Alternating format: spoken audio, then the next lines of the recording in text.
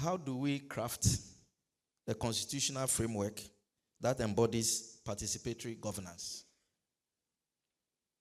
I hope I'm not a lawyer, but I'm a professor and a lecturer at the same time, so I hope that the questions meet the standards that you would be able to address.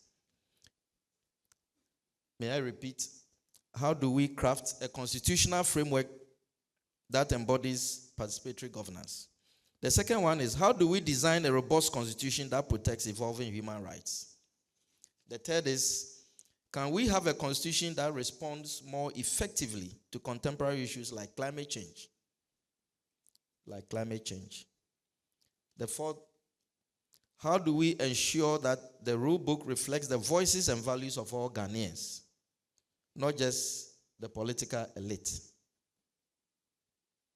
These and many similar questions are those that linger on the minds of participants here present, and it is my hope that the questions that they bring will stir the course of this important conversation as we crave answers to our teeming questions.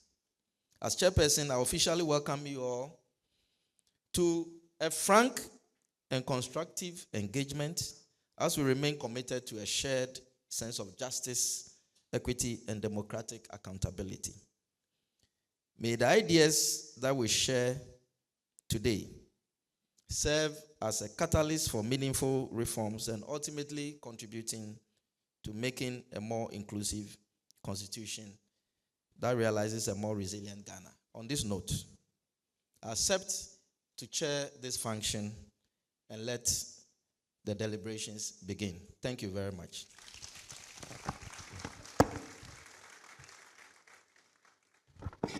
Thank you very much, Professor Dennis Bolanyo Aheto, the Pro Vice Chancellor of University of Cape Coast. We'll be treated to a musical interlude before we zoom in to listen to our speakers for the day. The euphonics will do us the honors. Let's applaud them whilst they rise to treat us to some good music.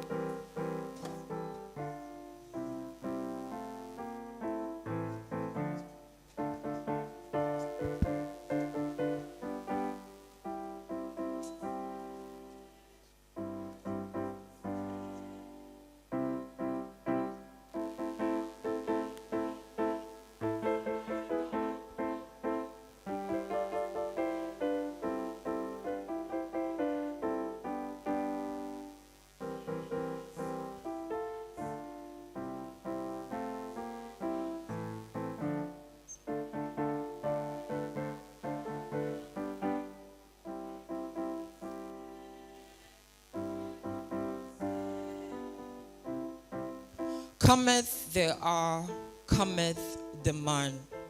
Cometh our forefathers who stood when the winds howled loudest, who bled when freedom was just a dream in chains, who cried silent seas when we were at stake.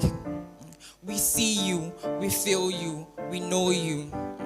You have fought not just wars of the mind, but wars of the spirit, of will and substance. You have fought and you have won. You carried vision like a torch through the darkest night, and now it burns bright in the light of a free generation.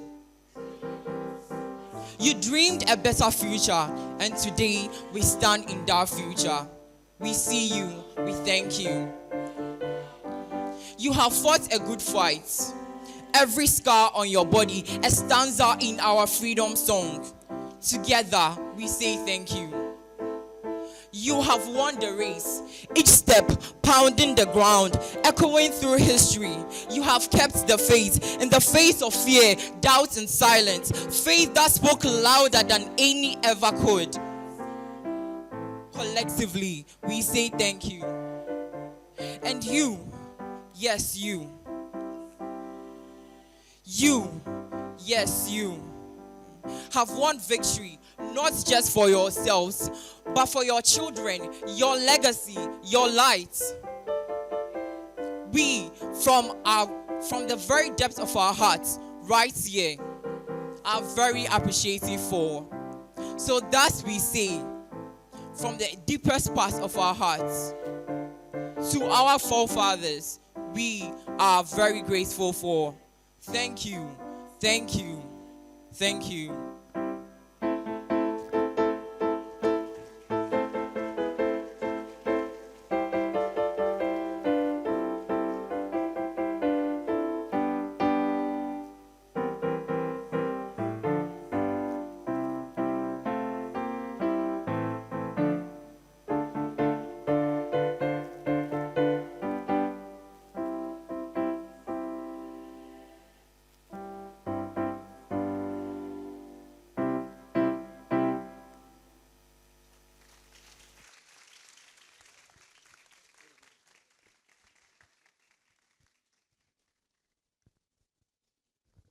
Thank you very much, the euphonics.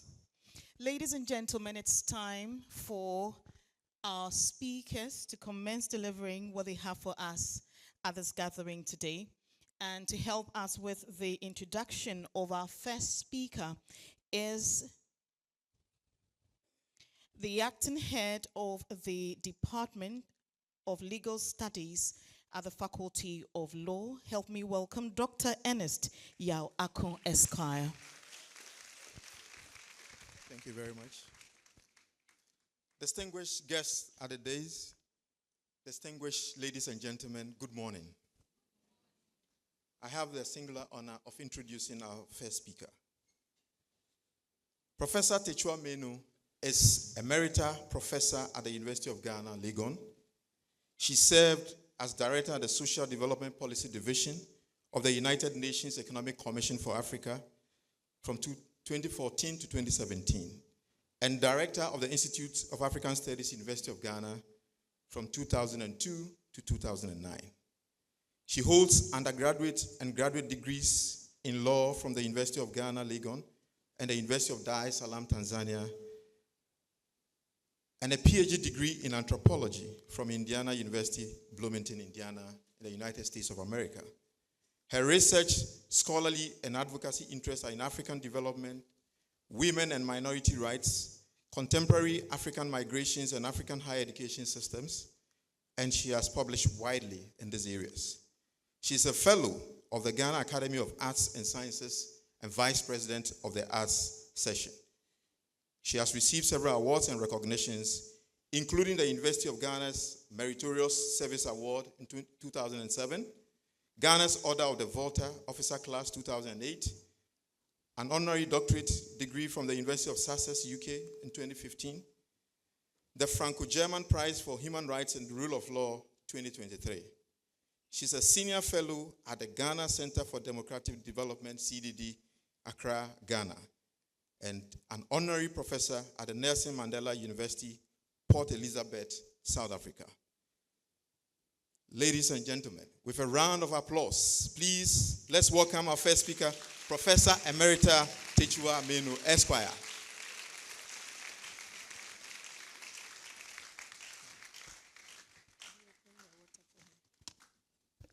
Thank you very much, Ernest. Good morning, everybody.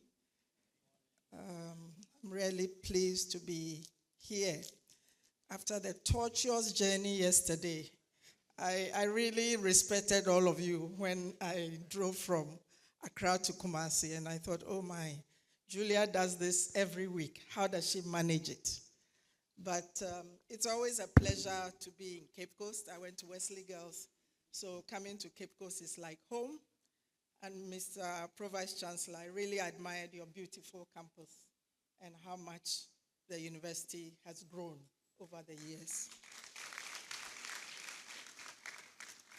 So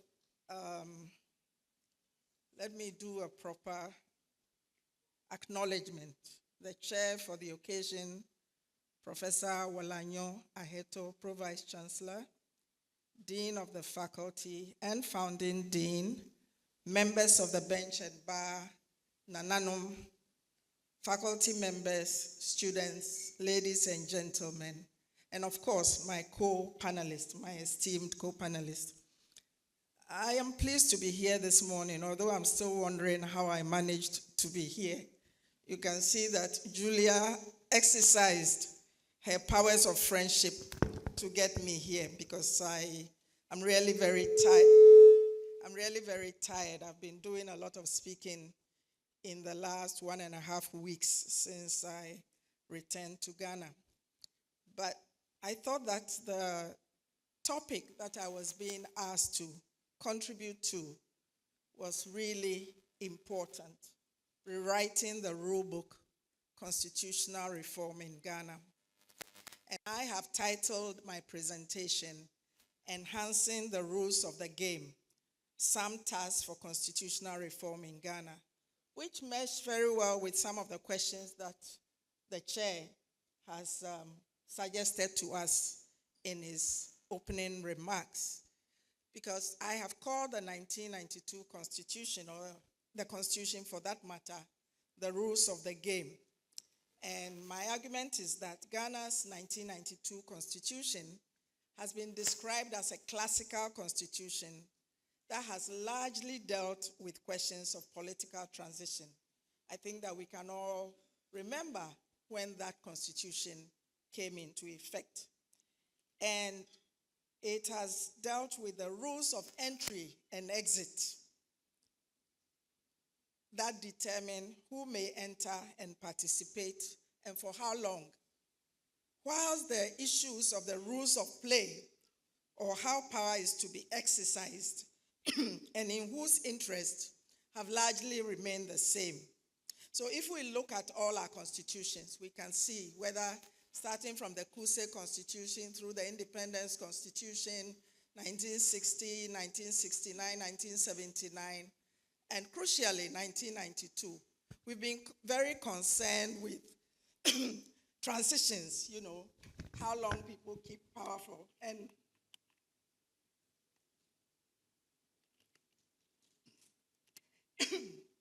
especially following the long periods of military rule, we were very concerned about transitioning to constitutional order. But we have not really, I'm not suggesting that we didn't do it. If you look through our constitution, the 1992 constitution, it's replete with the institutions, etc. But we have not really crafted how the questions that the Pro-Vice Chancellor has asked. How do we ensure participatory governance? How do we deal with minority rights? How do we deal with contemporary issues? Remember in 1992, we had not discovered oil and gas, for example.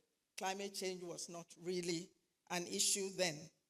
And then, yes, we do have the directive principles of state policy, but if you look critically at the Constitution, apart from Chapter 6, where we mention the directive principles of state policy, It's not mentioned anywhere else in the Constitution. So it's like it's self-contained within that chapter 6. And then we go merrily on, right? So there's been a lot of frustration. There's been a lot of discussion. I was looking at some of the headlines where some people, like what Clara says in her abstract, some people have said that this is the worst constitution that we have had, even if it has lasted for so long. Perhaps because it has lasted for so long, we have the luxury of, if your constitution lasts for 3 years, you barely established it, so you can't really make too many comments about what has happened or not happened. But if we look at the 1992 Constitution, of course, it's our longest lasting constitution. But there have been a lot of frustrations. And it's not clear sometimes whether the frustrations are about the Constitution itself or about the lack of structural transformation in our economy that allows that anger to be focused on the Constitution, So I remember in 2010 when the Constitutional Review Commission under Professor Fiajo was set up. I was on the NDPC, and we appeared before the Constitutional Review Commission. And of course, I remember the chair then was Mr. P.V. Obin, so I'd gone with him. And all the members of the CRC were on the NDPC because it was seen as the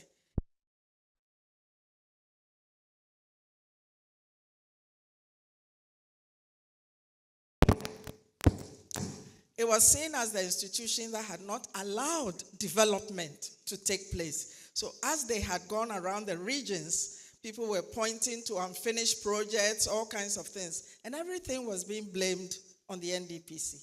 And yet, if you look at the constitutional structure of the NDPC, it's an advisory body, does not implement anything, barely has funds to even hold meetings. And you would, so even though there are these independent constitutional bodies, they're structured differently. Some of them are more powerful, some of them have more resources, and the NDPC has no teeth. Every year, the NDPC is supposed to present an annual report to Parliament. It does so, and that is the end of it. It's never debated in Parliament. It's never published. It's never discussed. So it meets the constitutional demand, but nothing changes. And I think that this is the source of the frustration, that we have this constitution, and of course, the concern has also been about the excessive power of the executive that has been voiced in so many ways. So if we are trying to reform our constitution, how do we reform it in such a way that it addresses the needs that we have? How do we ensure that the NDPC, for instance, that its structure and functioning enhances national development planning, state technical capacity, and equitable distribution of national resources? We're supposed to have a decentralized system, but we know that it is not really working. So how do we deal with the issue of devolution, and how do we do successful decentralization with fiscal decentralization to ensure regional and district development? So basically, the questions as I see it is, how might constitutional reform assist in redistributing power and decision-making to multiple decision makers and actors? How might it minimize exclusion and protect minorities, create incentives that minimize corruption, and remove obstacles to inclusive and sustainable development? And I am very confident that my co-panelists will deal with some of these kinds of issues. But so in terms of our, as I said, our constitution has been described as a classical constitution. In fact, it's been described as a constitutional version of a free market.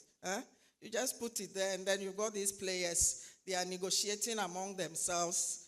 I don't know what the referees do. They stand, and maybe if you really cross the red line, the whistle will go. But most of the time, you're allowed to do what you want. So in 2010, in that Constitutional Review Commission process, it said from a political to a developmental constitution.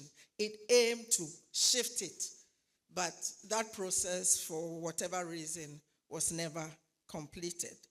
I have mentioned the directive principles of state policy in the 1992 Constitution that sets out what the political, economic, social objectives should be, but they are not prescriptive, okay? And so when we compare our constitution, for example, with the Kenyan 2010 constitution, which has been described as a regulatory constitution, it just doesn't say do this, it tells you how you should do it. It sets out the objectives and the principles. So I was looking at it. When it talks about the Kenyan Constitution, when it talks about the public service, it just doesn't talk about the Public Service Commission, etc. It starts with the values and principles. What is the public service about? What should be the values that it embodies? And what are the principles that guide its functioning? It goes to national security, chapter 14, talks about the principles of national security before it sets out the offices. If it's public finance, it gives you the principles and framework of public finance, harnessing national resources, ensuring that it is used in a fair, equitable, accountable, transparent way before it goes on. If it is about devolved government, it sets out the principle, the objects and principles.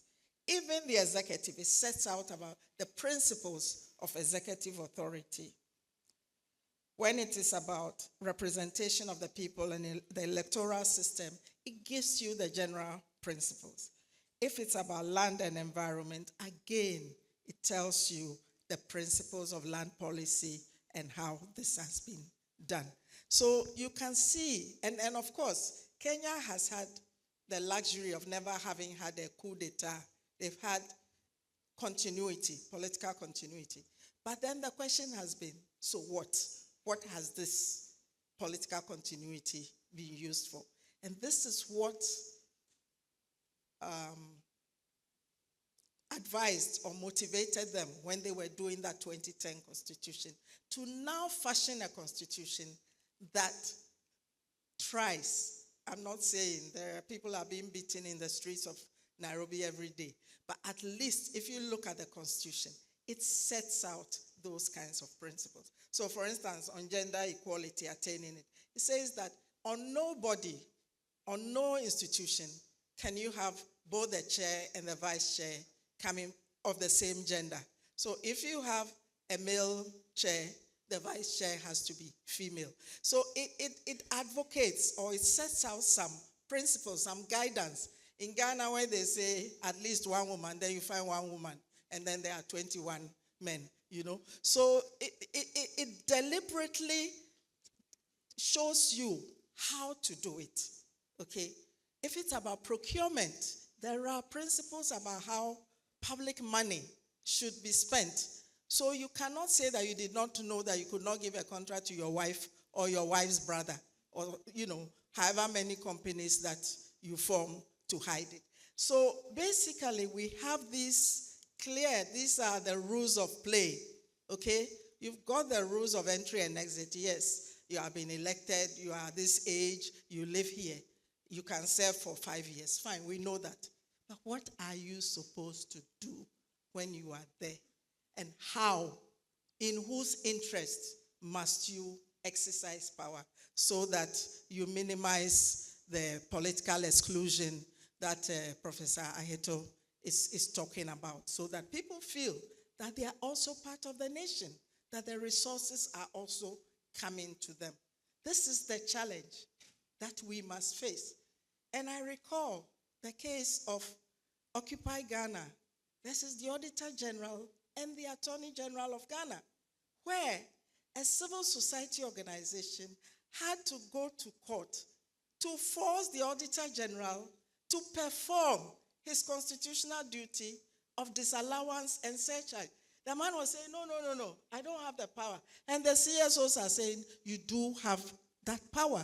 And eventually, it took a long time, and we will ask our courts to please let us have the judgments in real time, okay?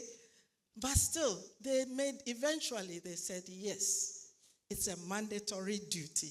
He does not have to go and ask anybody else. And if you look at the Kenyan Constitution, it tells you that when you have a public service, you're only subject to the Constitution and the law, not to another person telling you you can do this and you cannot do that. And of course, when Occupy Ghana was going to court, Ghanaians were saying, but who are these people? How can you sue the president? You cannot do this. The Constitution is the supreme law of the country. But when you have public officers who are fearful to exercise their constitutional duties, it tells you that something is wrong. And it comes back to the question of this wide-ranging power of the executive, the power of appointment and revocation, and how it is done. We do not have any transparent process when people are appointed. We do not know whether they are qualified or not. There is no advertisement of a vacancy. There are no applications. There are no public interviews for the public. This is what engenders confidence. In Kenya, when they were appointing the Chief Justice, they were interviewed. It was publicized. So when the person is appointed, you know that the person has got the position because they know what they are going to do. It's not because they are the president's cousin or the husband, the wife of somebody else, but because they have demonstrated that confidence. This is what we are expecting of this constitutional reform project. I was a bit worried, I talked to Professor Kwesi Prempeh a bit, and I was a bit worried that at this rate, we're going to have a huge constitution. When I look at the US Constitution, it has 7 articles, 7, and 21 amendments, 7 articles. The Ghana Constitution has 299 articles, plus the schedules. The Kenyan Constitution has 264 articles and 6 schedules. So at the very least, even currently, the Ghana Constitution is bigger than the Kenyan Constitution. And yet, the Kenyan Constitution, for example, and I've singled out Kenya. I could have mentioned South Africa. I could have gone to any place in the Commonwealth to look, but I found that quite exemplary. So if we were to have almost the same size of constitution that we have, we could put much more in. We could bring in what should be the objects, the principles that will guide us so that no public officer can say that they did not know what they should do. So I still worry about, a tome coming up with a book that you cannot even carry. But I have confidence that the current Constitutional Review Committee will do justice to the job because they understand the frustration. They understand the increasing discontent of young people. Round after round of the Afrobarometer surveys is showing that younger people are much more. In fact, the democracy is still the preferred form of government, but its appeal is going down, and it is going down rapidly in favor of our youth who are seduced by misinformation and trolls about what is happening, especially in our sub-region. Every week, we get some new exploits of Captain Traore, who does not speak English, and yet he's before an audience speaking perfect English, Many, I think the Media Foundation's fact-check project fact-checked these things recently, and about 80% of them were false, But it just is a testament to that anger and frustration where people are willing to believe anything and to think that the grass is greener on the other side, even when every week more and more, especially women and children from Burkina Faso, from Niger, etc., from Mali, are coming on our streets. So we do have an urgent issue to tackle, and I am confident that the Constitutional Review Committee will do justice. I had something on how the Constitution deals with the economy, but I know that Bright is going to deal with that, so I'm not going to worry about it. But my point is that we have all these agreements that are approved by Parliament. We always have this debt to pay. And then we have all these tax holidays and tax rebates, etc. What are the principles? And we don't even get a published list unless you see the paper that is going to Parliament to see what is coming up. How are these exemptions granted? And what are those kinds of principles? So basically, I know that I have to end. My time is up. Recently, last week, we had a forum at the Ghana Academy of Arts and Sciences where we were dealing with Galamsey Revisited. And one of the speakers made a call for an independent natural resource commission, which would be a one-stop shop to deal with licensing. You know, right now, you have to go to EPA, you must go to Forestry Commission, and then the minister. Now, if the minister has granted somebody permission, who are you in the Forestry Commission or the EPA to say that you will not do it, you know? So how do we set up these commissions, which are not subject to being overruled by any minister or anybody, to be able and also to cut out the duplication and the power play to allow us to sustainably manage our resources, ensure that we are not allowing a non-renewable resource like gold to overtake our water bodies, our cocoa, and our other resources. How do we do this? How do we ensure?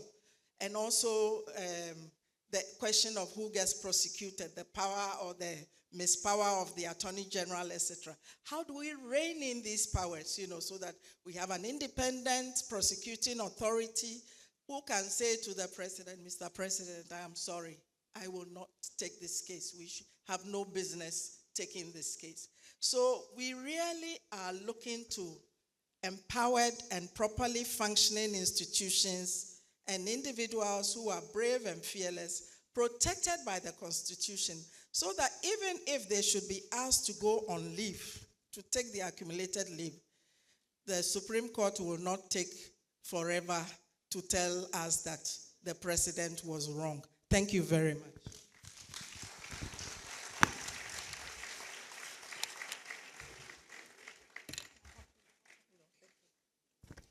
We can do it better for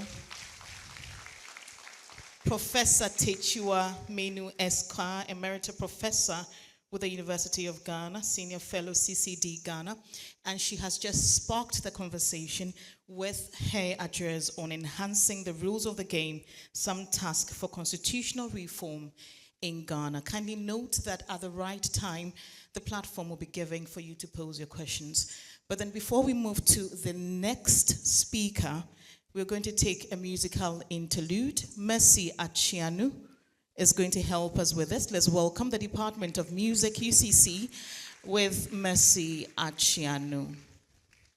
These applause.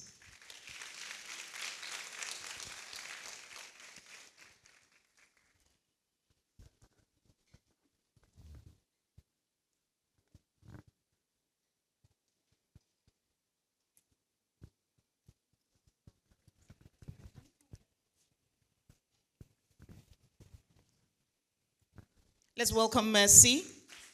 Let's welcome Mercy.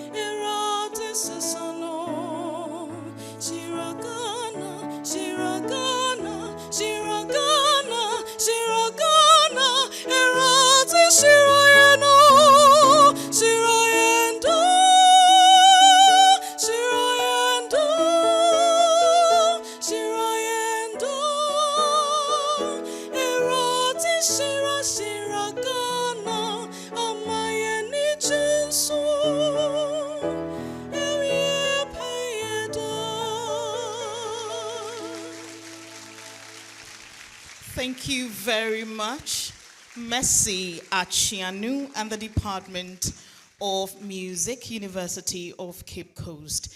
Our next speaker will be addressing us on Ghana's recurrent policy mania and the therapeutic claims of fiscal constitutionalism. To introduce our speaker is the Vice Dean of the Faculty of Law, UCC. Let's welcome Dr. Elijah Yin.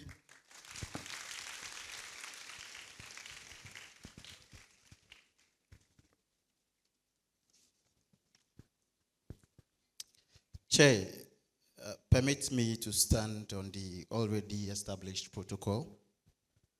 Before introducing the second speaker, I crave your indulgence or seek your permission to read the following headlines.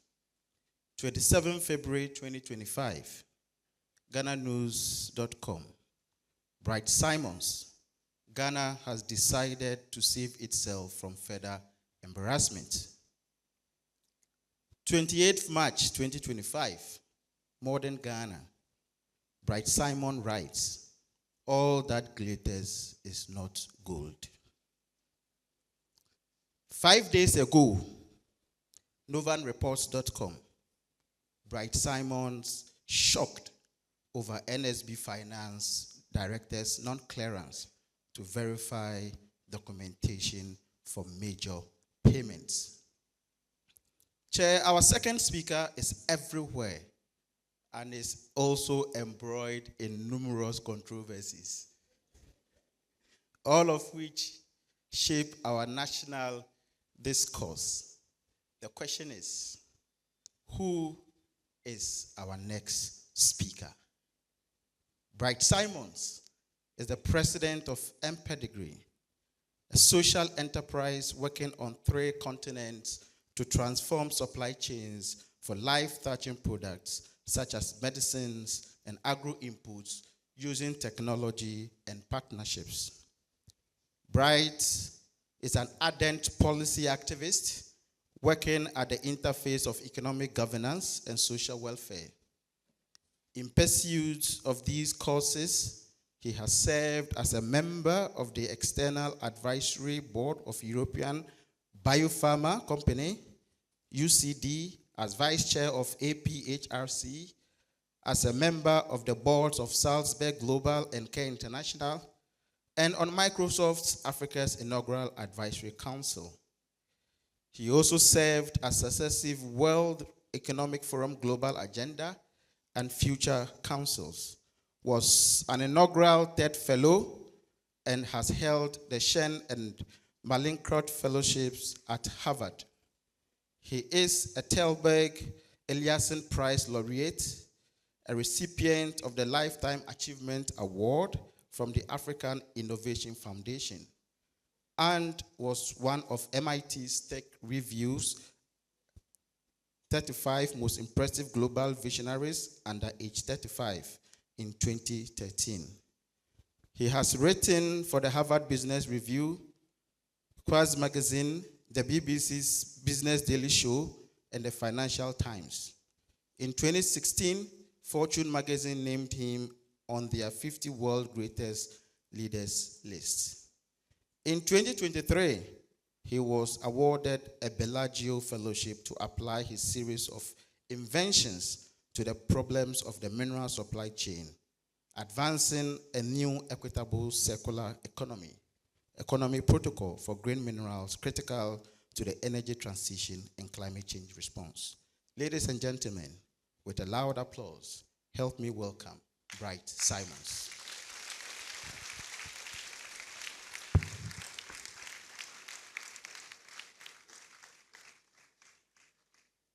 Okay. When they do an introduction like this and don't live up to the billing, it gets really embarrassing. Thank you so very much, Professor Elijah Jane.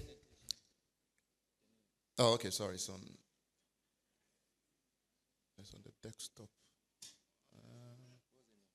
It's jurist.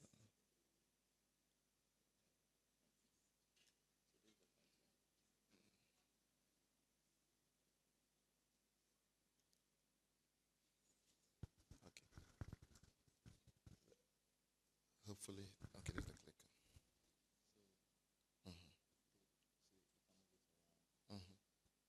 And does it show? Okay.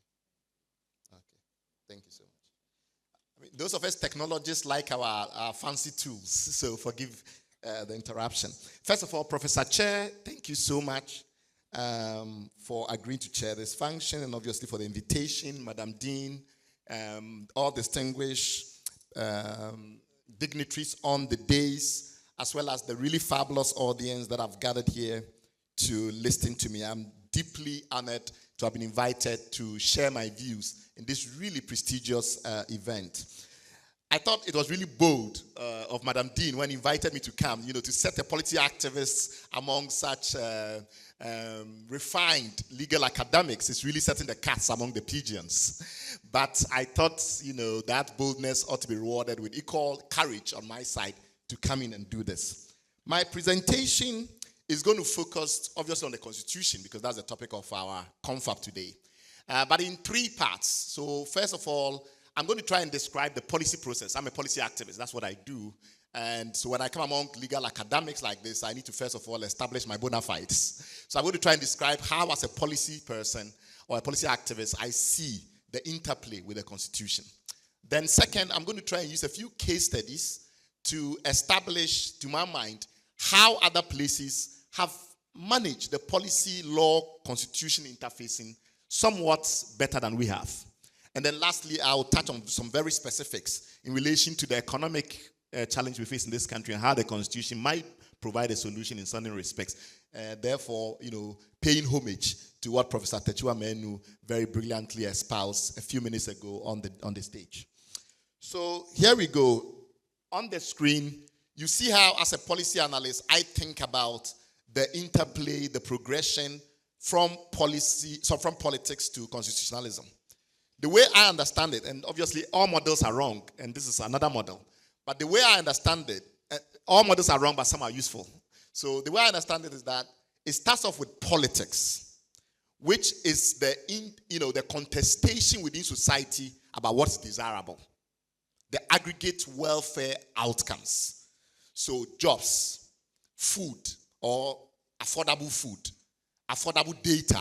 These are desirable outcomes that in the political terrain, certain types of consultation in different forms tries to approach a consensus within the community as to what that community should have as its objectives. And that to us is politics. What should the society prioritize? What should the society consider as critical at any stage in that society's evolution? Policy, on the other hand, is how you do it. So in its effect, politics focuses primarily on a contestation around what's desirable for the society. And policy is the pathway, the viable pathways to how you get to those outcomes. Inevitably, it often will mean that when political objectives are set, such as we want jobs, the policies that will lead to it will be far many. It will not be a single policy for sure. It will often be dozens of policies that work together to achieve that aggregate outcome. So politics often will not concern itself too much, in my view, with the specific pathways that will ultimately lead to that aggregate outcome, whether it's jobs or food security or sexual rights or whatever it is that people within the society tend to believe is desirable. Of course, that also then means that the division of power matters, because people with power and more voice will often dictate what is good for the society. And to my mind, that is where politics play.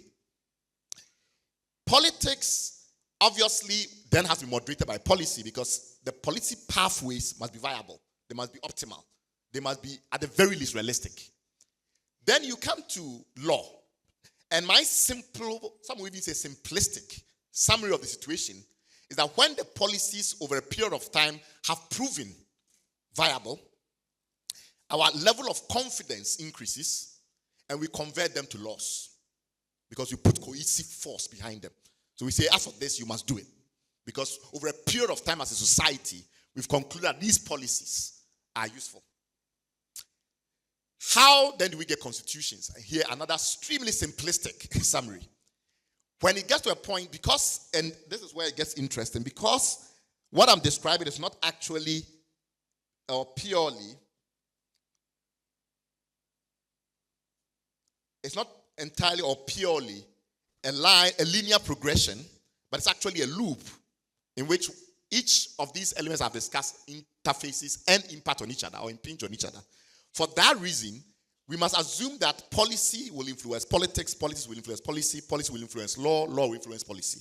But also, if constitutions, as I've described them, the codification of law in such a manner that it's harder for the policymaker or the politician to change the law, which has gained our confidence. If that's how we describe constitutions in the simplest form, that these are the codifications of laws at a level that makes it more difficult for policymakers and politicians to change them, because our level of confidence in that law is now so strong that we think we should make it more difficult to change. Then that places us in an interesting quandary. And that quandary is that the interplay between policy and constitutionalism in that loop, if if you observe it carefully, becomes one of tension.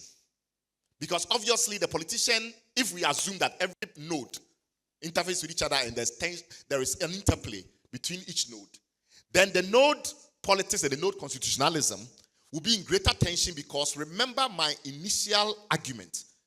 The proposition was that the Constitution is those laws that we want to make it difficult to change. Yet I'm making the claim that there is interplay and there is impinging cycles from one node to another. So you are not necessarily going to have some tension between politics and constitutionalism, because constitutionalism is designed to be resistant to change. Using this very simple framework, and obviously accepting the general notion that the Constitution in a way provides the boundaries beyond the law of what kind of society we want to be, I move on then to argue that in any society there are two forms of accountability. This is another simplification, another model. Not entirely accurate, but useful. There are two forms of accountability: political accountability and policy accountability. Political accountability is a matter for the masses. It's everybody in the society.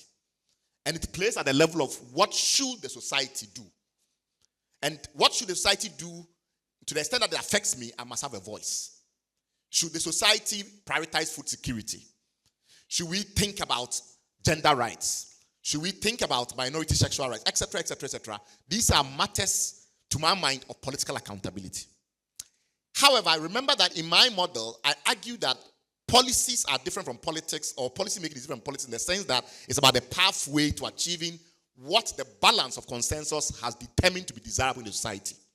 So in that sense, the policymakers must be somewhat more technocratically capable, because the pathway to achieving the desirable outcome requires skill, it requires information, it requires knowledge, it requires capacity. Ultimately, therefore, policy accountability will not operate similar to political accountability. There will be fewer people involved. Traditionally, it will be the people that understand policy, which creates two levels of accountability: one for the general population or the masses in respect of political accountability, and one for policy audiences or policy communities at the level of policy accountability.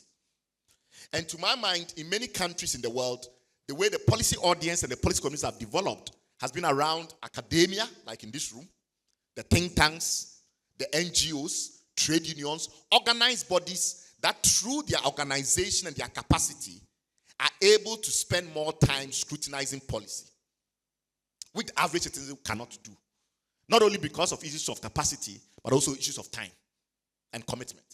So policy accountability could be extremely different in the way that it manifests from political accountability. And I will shock you by saying that in some exposures that I have had, I reckon the Chinese system in certain respects to be more policy accountable than the Spanish system or the Mexican system.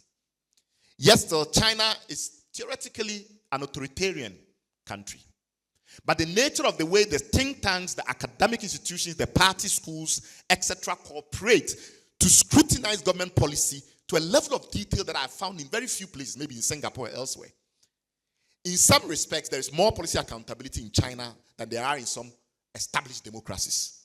That creates some very fascinating conundrum for us, because it means that you can have a democracy. So the regime typology is not the most important thing. You can have a democracy where policy accountability is very low, because there's just no policy audiences.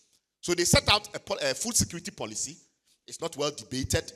Even if it's debated, we don't get clear conclusions as to what is the technocratic consensus in the society.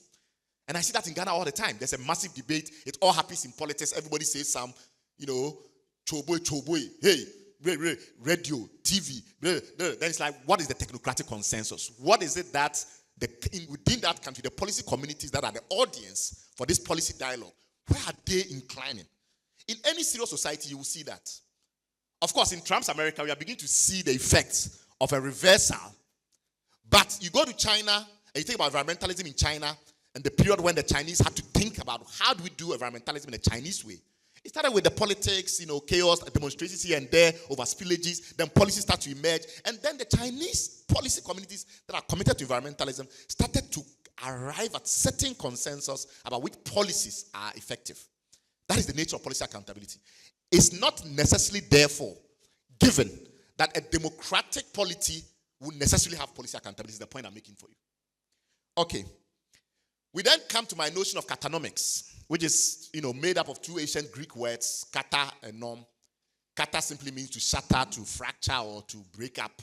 And norm, we all know what norms are. Laws are norms, customs are norms, usages are norms.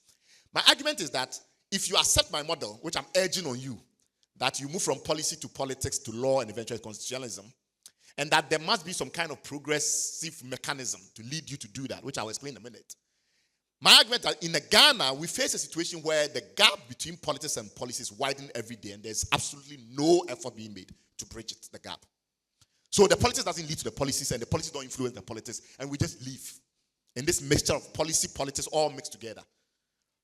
That is what I call katanomics. There's a break in the norm structure of the society, such that we say we want certain things, but the set of policies that will lead to it are never clear.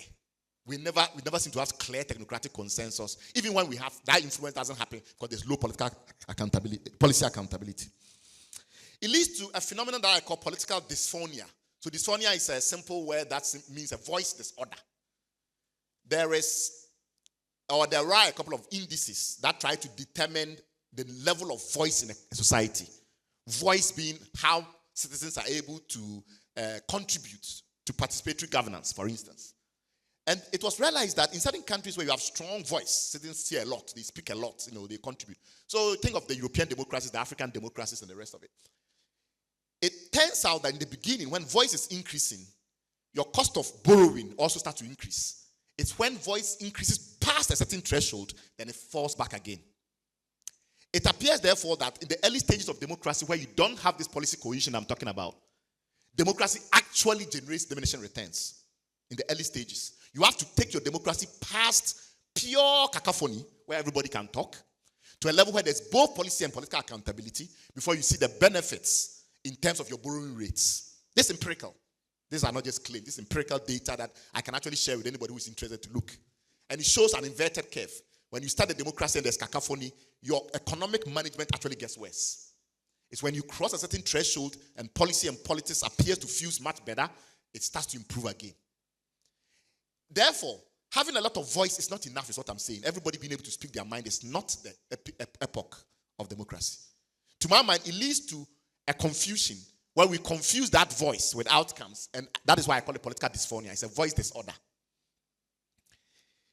I will give a simple example to illustrate my point, because this appears at every level, not just national level. It also appears at regional, continental, and international levels.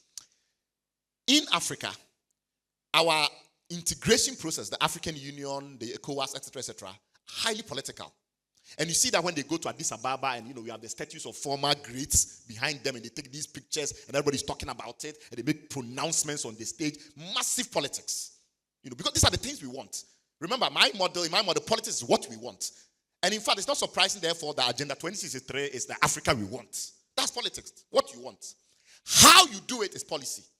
And that is where we struggle the most, which is why we were set up as OAU or AU nearly the same time that the European communities emerged, the Treaty of Rome, European Communities Agreement, roughly the same period. 57 for the EU mechanism, the Treaty of Rome, and 60 for us, thereabouts. And yes, when you look at simple things like a common visa policy and free movement, look at where they are with the Schengen Agreement. I'm able to get a single visa and go to 27 countries in Europe. You cannot do the same in Africa. And we are not on the path to doing it. Because it's not about whether we want it, it's about how you do it. And in that policy dynamic, you need policy stamina. If I start to take you through the problems in terms of viability that assail the Schengen Agreement, through obviously its interplay with the Treaty of Amsterdam and elsewhere, you'll be shocked that actually any organization of that nature will have the stamina to keep at it. Starting from 85, consistently, and interplaying and intertwining with the European constitutional architecture, which, as you know, and I'll explain in a little moment, is designed around treaties. And I'll explain why I think the European constitutional architecture is a good case study for us in a minute. But my point is that the stamina in terms of policy, how you solve the problem. Because somebody will say, but if you allow a common visa policy and, Bulgaria changes their law and they allow people into Bulgaria easily and, they can come into my country, then what do? You solve it. You come up with mechanisms. And that policy design structure where you iterate, you keep solving, you address, you add this to it, that mechanism is what we lack in Africa, which is why we start and we never get anywhere. And that's why they still know, not even in terms among our own citizens, free movement, but we cannot introduce a common visa policy. And when we introduce a common external tariff, it doesn't work as well. So policy stamina is very critical. And I argue that anybody who claims it's about political will, the African leaders don't want to do this, political will is lying. Every leader, go and talk to President Kufuor, talk to President Kikwete, they've all wanted to do it. But to do it is not just a matter of desiring it. It's a matter of structuring a set of policies and being able to have that back and forth till you get to a technocratic consensus. Because there will be issues about having a common visa policy. There will be challenges with having a common visa policy. You need to be able to come back again, redraft it, take feedback, extra. That process of policy making and developing a technocratic consensus is not about political will. It's about having a policy audience that takes its accountability seriously. An elite that considers itself part of that policy audience. In a country where academics don't work with think tanks, don't work with activists, don't work with trade unions, to say, for this matter, the government is just wrong. The political elites are just wrong. And therefore, we push. That kind of country cannot have policy stamina. And you can have all the political will you want. Without policy stamina, you will not make a difference.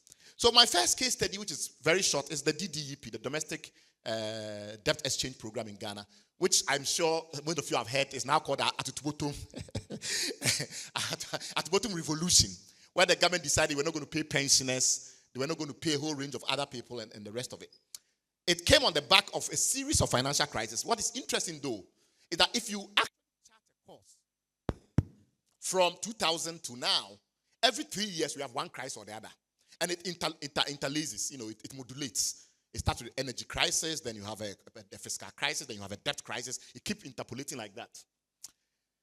Typically, and here is where it gets interesting, there ought to be a process of national learning that accompanies these crises. So that every time we have one of these crises, we look at, is it a policy issue? And then, depending on level of confidence in the policy that solves it, must we make a law to try and address it? And depending on when we think, no, this law, it's so significant, it's so sensitive, we should not allow politics to interfere. We elevate it to a constitutional level. My argument is that it never happens, which is why it will keep happening in the same way. Because, of course, different types of crises will manifest in every society. Different types of crises will manifest. But when you have the same types of crises recurring repeatedly, then you are doing something seriously wrong. There's a lack of national learning, of moving from politics, and this is what we want. We don't want debt crisis. We don't want hyperinflation. We don't want those things. And it's okay, what are the policies that will lead you there? Get into a technocratic consensus and going that these policies leave us with such confidence that we want to make laws to codify the policies. The absence of that can be contrasted with the European case. I'm not saying that Europe is better than us. I'm just saying that in certain specific areas, particularly in relation to policy stamina and policy accountability, Europe has been performing better than us. And I'm happy to look at the data and to share the data that you have that you think contradicts this. And we start off obviously by saying that Europe has had similar fiscal crises to us, which is why it tells you they are not better than us. They have had very similar crises, except of a different nature each time. And the same sequence I showed you can also explore it in the context of Europe. The difference, in my view, is that the responses to the crisis embody regional learning. There's a constant effort to learn from the crisis and to adjust policies when necessary to codify the policies into law, and where it's really critical to change the treaties. That's in my mind, constitution will get constitutional protection. Because treaties are hard to change. And therefore, what we call a constitution, a domestic domain, in a regional domain, is a treaty. And you see that when Europe tried in 2004 to actually call the primary treaty a constitution. And it's not 18 ratifications. It's only a few countries that refused to ratify the constitution. And all they did was take the same provisions and create a treaty of this. They just put the constitution in because the constitutional pen was not helpful. That allowed the skeptics to push and the general. But the point is that in that constitution, or the treaty architecture that allowed the European Union to codify certain policies in laws and then to make those laws resistant to change, you see clear provisions that address some of the findings of why those particular kinds of crises emerge. And then they create the European stabilization mechanism, which today is number 2 after the IMF in terms of its standard to my preferred credit status. So the IMF, if the IMF lets you money in my trouble, you cannot default because of the way the global economic order has been set up. The next organization that has almost similar pedigree, the European organization, but the design is different. And it's part of the constitutional architecture of the EU. And a lot of the reasons was because of the global financial crisis and its aftermath in Europe. And based on that aftermath in Europe, they created a situation that was likely to delay the re-emergence of another crisis of a similar nature. And since then, since 2012, when the US, we've not had a similar crisis. There are, of course, other issues in Europe.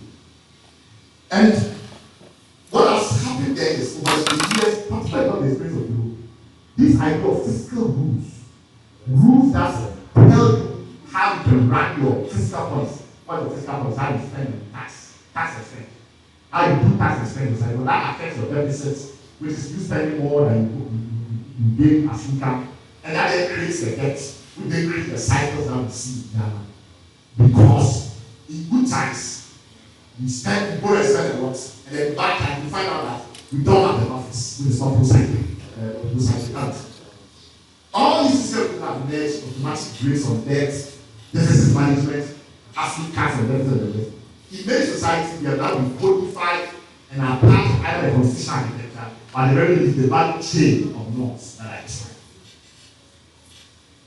Surprisingly, when you think of fiscal rules and you come to a place like Africa, you see that many African countries don't have entrenched fiscal rules, except those that have a relationship with Europe through either European or something like that. And from finding out some people countries as well. You can see on the map there. And the next appear there as a cultural issue. That notwithstanding, as I've already pointed out, fiscal rules are proliferating. They're becoming quite important. They are consolidated around a number of key principles. One of them is somehow you must have independent oversight and monitoring of the fiscal situation, such that politics does not override clear outcomes or clear signals. Another thing that has emerged that you have distinguish between the thing that the government has capacity of control over and the thing that it doesn't. There are aspects of growth that the government doesn't really control. Commodity cycles, you don't control them. And the way they impact various indicators must be acknowledged. Because you make rules that bind the government but that control those factors is not really useful. And the third one is what I've already pointed out, procyclical tools that is beginning every time we've gone through a business cycle, the government spending pattern and procyclical. Meaning what? Meaning that when there's more money, we spend plenty, right? And save some, and when there isn't enough money, we start to buffer. So that's procyclical. And daily procyclical is one of the biggest. The only time we didn't have a procyclical business cycle was 2004. So maybe somebody should do a good case study of what happened in 2004. And because the procyclicality also links with election cycles in Ghana. Which brings us back to Ghana and the impacts of my conversation. First, I want to make the proposition that we have not learned from this crisis. And even though we passed on laws and the rest of it, they've not been done through a process of national learning where we kind of all can now, okay, this is why these laws are not being made. We come from this experience in the way that I described it. So we created these public financial responsibility laws, public financial management. It's not really embedded in our DNA yet. Because the average civil servant, the average citizen, doesn't see understand why we need this, because there's been no process of national learning. And that is why, even though we have a 5% deficit, we said that we can't have the deficit to about 5%, we said we have to have it. Immediately we learned to remove the gap. Without any real mechanism of identifying whether or not spending too much was the right response. And then we learned later, much later, that no, the money was not being spent on public. It was spent on the elections. But nothing to break there, that health responses, social welfare, this is maybe 10%. The bulk of that then went to infrastructure and things that had nothing to do with that, everything to do with the elections. And we did not fully restore that. I think maybe now we are thinking of restoring the election. The most sensitive sensor during that period when we were having the ICE for 2021 onwards, that showed that it has clear and warning capabilities. What is the idea of how much of the government's revenue is spent on servicing debt? How much of the government's revenue is spent for servicing debt? It's clear that this ratio is extremely critical. And that in a country where there's learning, this will somehow begin to reflect not only in policy but in law. But the level of confidence has risen in that parameter. So we start to think about laws to make an automatic grade. If you are spending, your best mercy ratio goes about a certain level. And then you have to figure out how to do the rest of the politics to bring it back down to that level. It's not that. We have a lot of aspirations, and I don't have time to go into it, but I have summarized some of our PFM regime, some of it that finds their way in the Constitution, and the Prof talked about Chapter 6 and the issue around the liberal, progressive, and empowering structures that we have, in finance in Chapter 13, all of that is there. What is not clear is what are the strategies that lead us to decide that a particular set of policies become laws, and that's the laws. How do we treat the society? As an observer, a very active observer who reads a lot of the reports that are published in the lives of it, I don't decide something. It's not clear to me how society working together kind of determine as we progress based on our learned experiences. This level of policy is now at the point of confidence that we think we should make laws, and we think from those laws we should now have constitutional change. So I have struggled with the fundamental logic of constitutional change that we have. Because to me, the premise is that we should do it in a political context. Everybody was like, what we change for development like this. But how we resolve it to determine, actually, we think these are the priorities instead of the statements. And hopefully, my co-panelists will give us some insights. But as an observer of watching, it's not being clear that if all of us say we want this constitutional change, there's 4 million contributions. What is the safety mechanism for them to determine that? As for the disappears policy, as for the disappears laws, as for the constitution. I'm not being clear. But my friend is that part of that challenge is because of our national learning progress, which is manifest in the break between policy and politics, and what we can do. Some areas of fiscal constitutionalism that I think we need to look at is what Professor Petitioner members already pointed out, which is short fiscal decentralization. Currently, the way we are structured, local governments cannot really borrow effectively. And without being able to borrow and build infrastructure and then collect local taxes, it's going to be really, really difficult.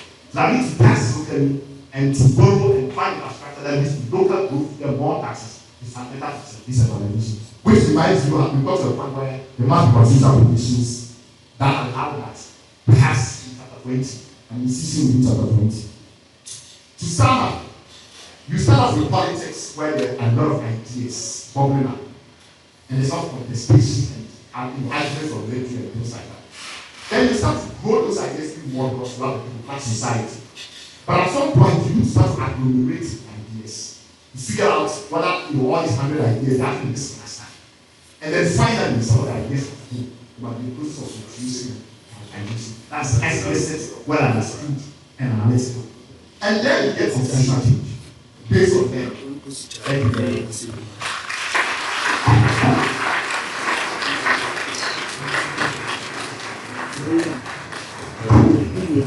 That was a pretty hard one.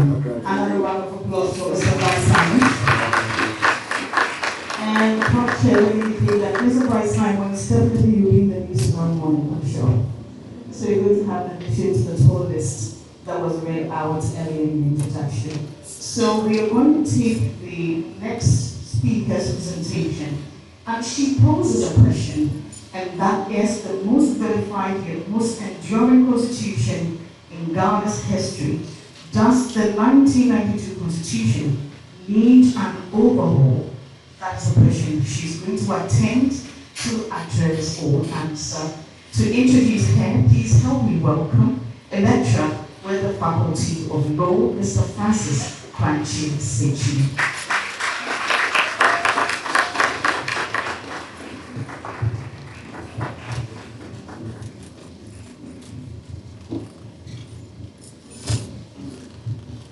Thank you very much. Professor Chair, permits me to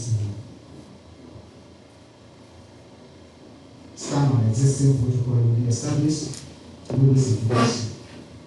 I must say, when I had information yesterday, we fully such a personality and its habits. But I thought if I don't provide the right information, I may lose the door somewhere, which is my boss. Professor Chair, the person I'm about to introduce is a lawyer and the founder of the accra. law firm. As a chairperson of the 2023 Constitutional Review Consultative Commission, she was the first and only woman to have chaired such a process in Ghana. She led the nation's second review of the 1992 Constitution.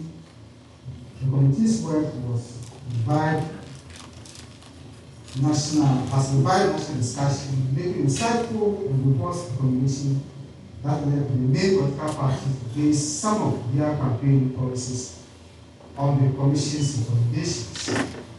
The CRCC 2023 report is part of the foundation work for the 2025 work which is ongoing at the moment. She's also an academic with multidisciplinary background. She's a lecturer at the University of Ghana School of Law and was a visiting fellow at Harvard School of Law in 2024. Co-chair, the next speaker has developed an initiative which led to a partnership between Harvard School of Law and the University of Ghana School of Law in the establishment of an agricultural justice fellow program.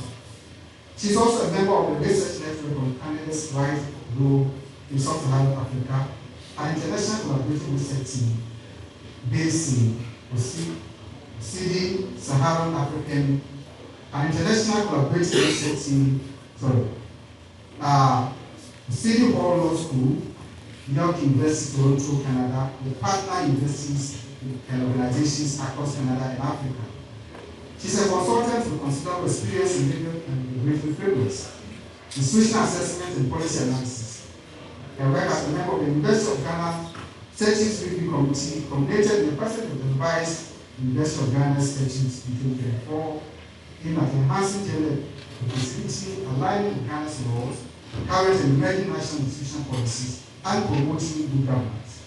Before that, she similarly led the revision of the PR rules of procedure to align them with the Constitution, national law, policy, and good governance, which culminated in the PR's revised rules of procedure 223. Our speaker is a member of the General Legal Council and a former member of the Public Interest and Accountability Committee, where she served as chairperson of the Legal Committee for the duration of her term. At the moment, she serves as vice president of the network of legal experts on migration for West Africa and Central Africa, the first Ghanaian again to hold this position. And the vice president of the board of governors of the Center for Democratic Development. In addition, our distinguished speaker has provided free of her time and expertise to help build a fairer and more just society, including as a member of Ghana's multi-stakeholder working group on the Human Rights Council. She graduated at the top of her class and is a recipient of the prestigious John Day Sasaba Award of the Ghana Law School. I think that's one of our friends, yes, and she's supposed to be Mrs. Sabai now, was called young student of this university, this faculty, yes, years ago. And she got graduated with a master's degree from the East. Yes. Co-chair, our distinguished guest or speaker, which I just mentioned, is no other person than Mrs. Kara K. Berry Kasati, Esquire. Can you welcome?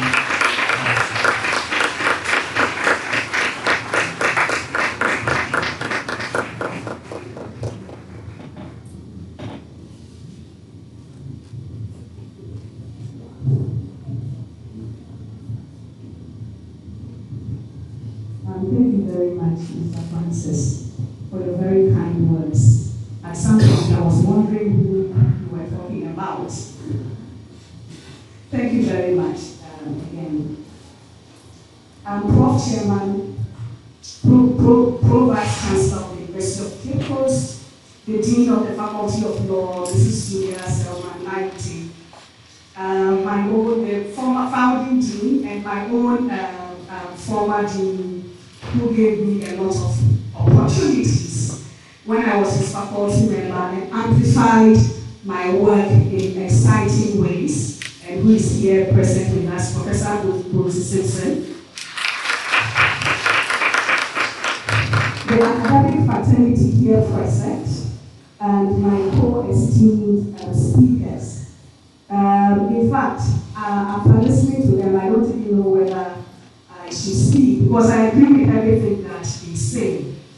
And Mr. Simmons, if you ask my honest opinion, you're right. I actually think that at the point that we bring a constitution and we start to say, what should we do with it, it means it doesn't need an amendment.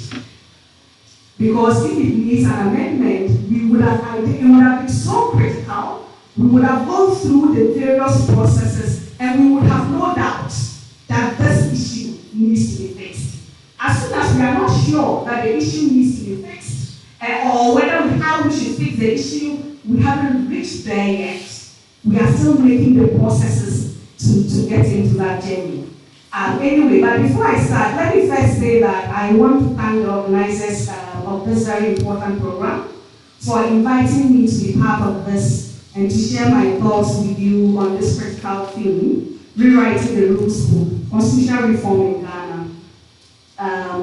And it's because nation building, the truth about nation building is that it's a collective affair. In our case as Ghanaians, we have been lucky to have citizens who are very interested in the welfare of their nation. And it's evident with your presence here today. So I'm grateful to the organizers for inviting me to share my thoughts on this theme. Mr. Chairman, as you have already said, the 1992 Constitution has been the most abiding constitution in the history of Ghana, having continued for more than 30 years now. It has outlasted any other constitution in our history. And I'm not talking about just our history after independence, including our colonial history. We've had at least 13 constitutions in our history. We had a constitution in 1850, 1866, 1874, 1901, 1916, 1925, 1946, 1951, 1954, 1957, which we amended to become the Republican Constitution in 1960. Then we had a Constitution in 1969, 1972, and then finally 1992. None of those constitutions since the era of independence has lasted as long as the Ghanaian Constitution, the 1992 Constitution. Now, the 1992 Constitution has not just lasted a very long time. It hasn't just outlasted every other constitution. It has also been the most enduring. As Prof. Chen noted, this Constitution has seen transfer of power. So we had Jerry John Rawlings transfer power to John Akufo-Addo, transfer power to John Evans Atta Mills, to John Dramani Mahama, to Nana Akufo-Addo, again to John Dramani Mahama. The Constitution survived all of them. The Constitution saw the death of the sitting president, and it survived. We all know what happens when the president dies. A sitting president dies on this continent. We survived seamlessly. Our Constitution, not just that, our Constitution we have moved from where we had lone opposition in Parliament, just one lone opposition in Parliament, to a near split Parliament, to where we've had a Speaker of Parliament coming from the opposition party. The Constitution survived it. Under this Constitution, we've had an electoral commissioner removed. We are currently witnessing the suspension of the Chief Justice. The Constitution has survived it. So, the Constitution, of course, I've always said that, or if I haven't said it before, I should say it today, that we need to be the framers of the Constitution their flowers. They've done a great job. They kept the nation alive. And if I can borrow the words of the choir that they paid homage, I think we can pay that homage, that kind of homage, to the framers of the 1993 Constitution. They did more than an extraordinary job. They have kept the nation and their democracy alive and growing. Now, Mr. Chairman, permit me to provide a brief background to Ghana's As we are aware, the 57 Constitution was one that was passed by the British Parliament until we amended in 1960. We went through, but if you look at our independence history, it is only the 1992 Constitution that went through adult suffrage and had over 90% vote yes for it. Maybe it is part of the reason why it has survived this. But that hasn't been enough. Just because it has survived 32 years, as Professor Tejuan said, doesn't mean that there are no problems. We have also, if you look at it, it's also been the most vilified constitution. We have complained about over-concentrating power in the hands of the president. We have complained that the constitution provides a challenging regime for exacting accountability. It gives us a winner-take-all system. There is an opaque asset declaration regime. It has given us a weak parliament, and it has also given us an unaccountable judiciary, among other things. My question is, are our struggles with good governance really the fault of the Constitution? A reflection on the question will return the answer not entirely. But does that mean that the 1992 Constitution doesn't need an amendment? No, that's not what I'm saying.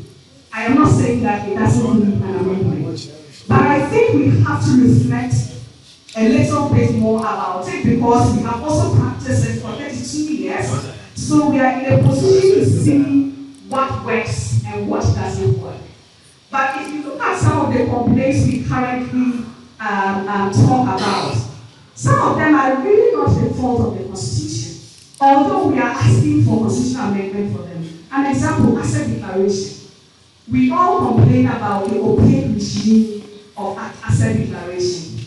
Go and read the constitutional provisions again on asset declaration and see if there is anywhere in that constitutional provision that says that declare your assets in a sealed envelope.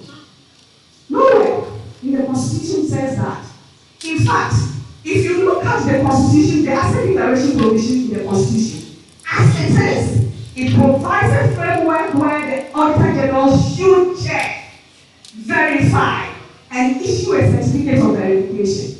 The constitutional provision does not prohibit, at least whether you decide to publicize it or not, that would be a matter of policy. But the constitutional declaration has not anywhere provided an opaque system. But what did we do? We passed an Asset Declaration Act and then derogated from the constitutional provision and provided a regime that was opaque and then turned around and blamed the Constitution for that effect. That is not a constitutional issue. That is a problem that can be resolved between academia, Parliament, the Auditor General, and the Executive without the need for constitutional amendment. And it just starts by deciding that this is what we want to do, this is the policy we want to do, and pursue it. In fact, if it is the Asset Declaration Act, as we know, it is inferior to the Constitution. If you get a judiciary that wants to advance rights, that act can be challenged in court, including the practices. And we may not need to go for a referendum because if you want to amend that particular part of the Constitution, you would need to go for an amendment. A second one that has been causing angst among us in Ghana, Article 71. We are unhappy with Article 71, or at least the majority of us are. And so we want Article 71 amended. And then there are promises, I think politicians made promises about scrapping Article 71. What if I told you that if you look critically at Article 71, it actually does not require that every now and then we have to set up a committee to determine emoluments. It doesn't require that. In fact, the one committee that was set could have ended the practice. And if it doesn't end the practice, any other committee that is set can end the practice. And how can it end the practice? By making a recommendation that prescribes the formula and the management of the formula and presenting that to the president as their recommendation. And then let it and recommend also for it to be passed as an act of parliament. And then bingo, the problem is solved. Not necessarily with a constitutional amendment. So there are some of the things we have blamed on the Constitution that are really not the fault of the Constitution. They have been our own creation. And what I call elite indulgence, which has allowed certain practices to pursue, and then all we do is scapegoat the Constitution for it and tell ourselves that if we fix the Constitution, we will fix the problem. Not necessarily. There are some issues that if we fix the Constitution, they will be fixed, but not every issue that if we fix the Constitution, they will be fixed. I will talk about just these two because of the limitation of time. Now, Mr. Chairman, if I say this like I said, we would ask, so is there a need to amend the Constitution? My answer is yes, there is. What are my views? I'll give you just two again. And my view is if we want to amend the Constitution, we must be deliberate. It has to do with structure, deliberate, targeted, and value-driven. And it will be value-driven because following up from what Brad Simon says, there are certain things that would have crystallized. It is at that point of crystallization that we want to do an amendment. That is why some nations have constitutions that are not huge, but they are running. Because it doesn't take only law to get good governance. It takes law, it takes a lot of other things like policy and practice and conventions. So what are the things that I think may be in need of amendment? I will talk about just two. Now, in my view, our aspirations as a people are captured in the preamble of the 1992 Constitution to include that we, the people of Ghana, in exercise of our natural and inalienable right to establish a framework of government which secures for us and prosperity the blessings of liberty, equality of opportunity, and prosperity. And then, like Professor Tetuameno asked, when it comes to the appointments of heads and deputies of independent institutions, do we see this aspiration in it? No, we don't. Because the truth about those appointments is that it is largely your network and your lobbying skills. We don't know what else happens. But if you look at this aspiration, this is something that all Ghanaians who are qualified should be entitled to apply. Let them go through open, transparent competition. What if I told you that you actually don't need an amendment for that to happen as we speak? And if we decide by policy, what you would require is just for the President and the Council of State to fashion out rules and regulations for this appointment that ensure that there is transparency, there is meritocracy, everybody can see how it moves, and you give opportunity to everybody. It can be done by law in such a way that it is not contrary to the Constitution, and we don't even need to spend resources waiting for referendum on this. What is the kind of thing that we would need to go to referendum for? If you ask me, it has to do with Article 78 of the 1992 Constitution. The reason I say this is we've had issues about functionality of Parliament and the fact that the Constitution requires that the majority of ministers should be appointed from Parliament. That is a constitutional provision you can do nothing about.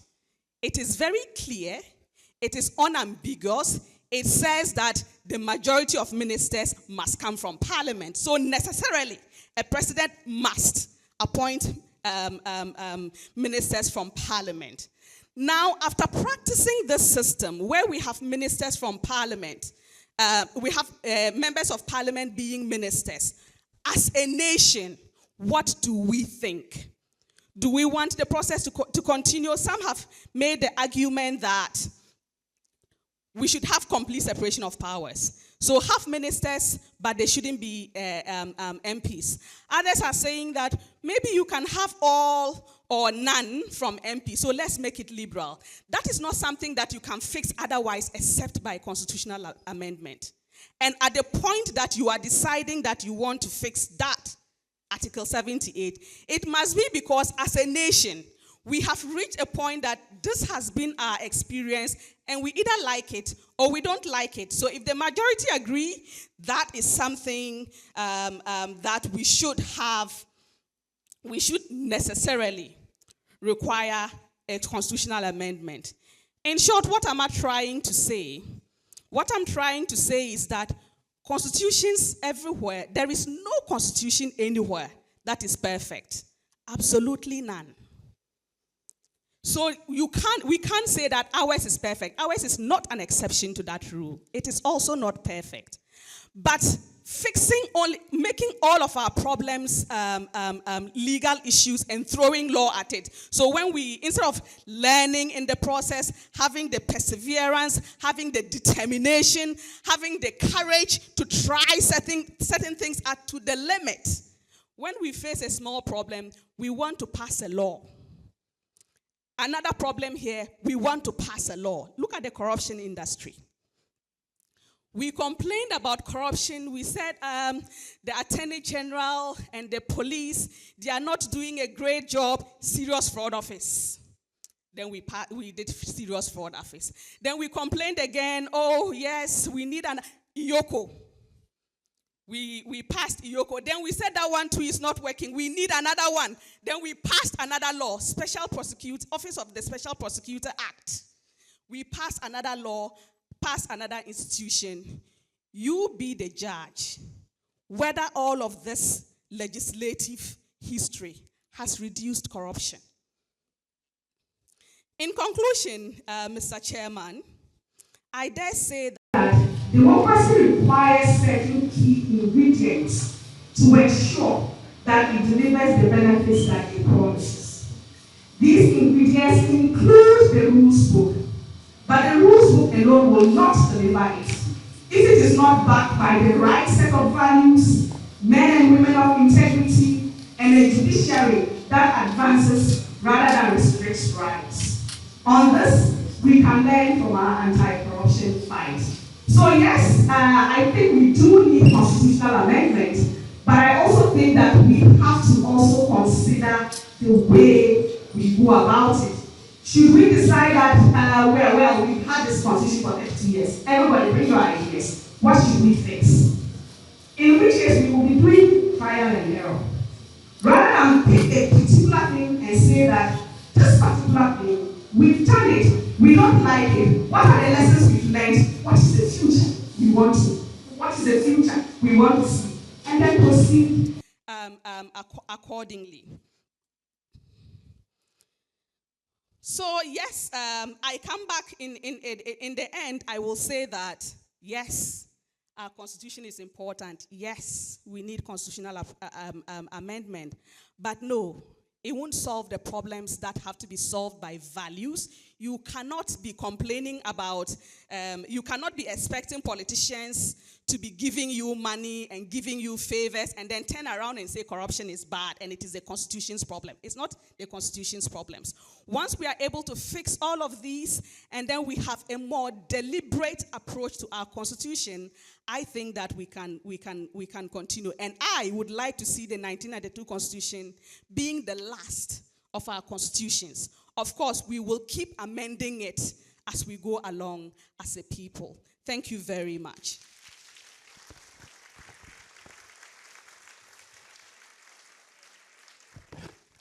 Thank you very much.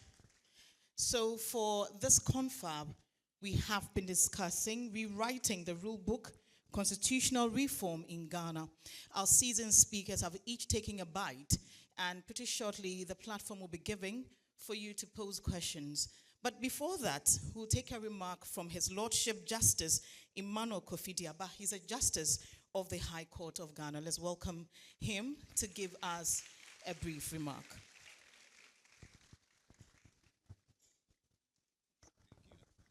Thank you very much for the opportunity. Let me say that I am here on my personal behalf. So whatever I say is not for the judiciary, but for myself. First of all, to respond to what one of the panel members, Bryce Simon, said. I do agree that we seem to have a cyclical system, and as a nation, we are not learning. I remember in 2008, I went to do my master's in the Netherlands.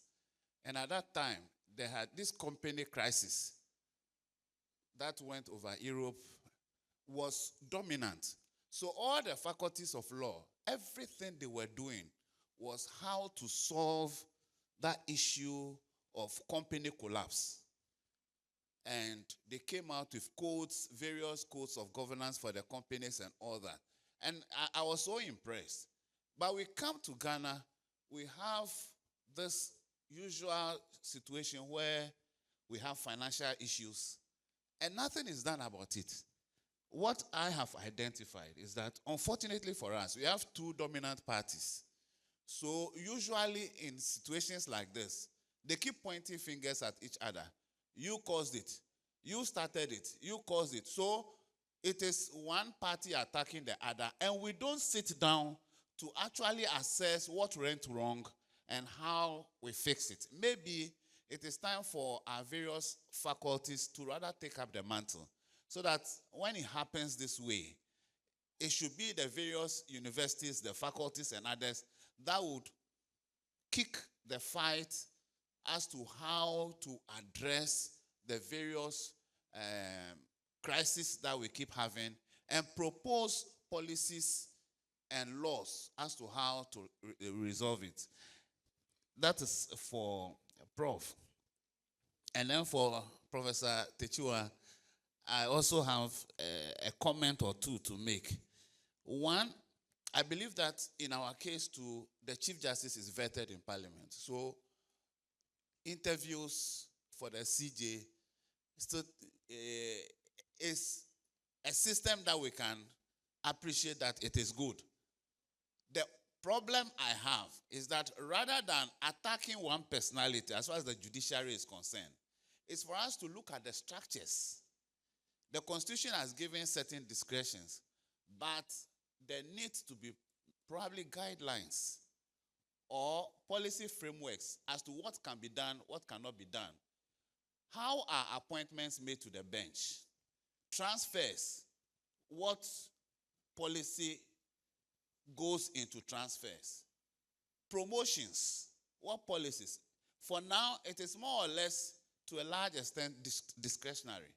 And once that is done, we will have the situation that we keep having. And taking out the CJ or any person will not solve the problem. The problem is to go back and look at putting in place the necessary structures to ensure that these things will not happen. Probably I will come back later, but thank you very much. Thank you very much, sir. So we are taking the questions now. Now, let's kindly note that we'll be doing the questions in 3 sets of 3. At each time, we're going to pick 3 questions from 3 people, and these questions will be addressed. Then we'll move to the next set of 3, and then the next set of 3. Are we good? And please note that it is just a question. Just a question. So the first 3, if we have the first 3 to pose questions, kindly move forward. The first set of 3. Can I get another microphone? Right.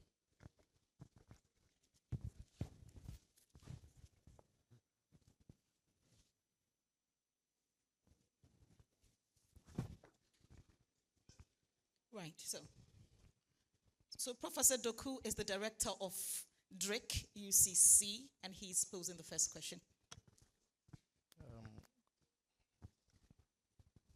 Good afternoon. I really enjoyed the presentations from all 3 of you. I'm happy that I'm here. I was teaching, so I came towards the tail end of Prof's presentation, and something caught my attention because of the discussion I had with my master's students this morning during the lecture. We're looking at why things are better elsewhere but not here. And I was telling them I was shocked the first time I was in London and I used the subway. I was wondering why we can't do that here. And I was asking actually, were our leaders here? That was the question.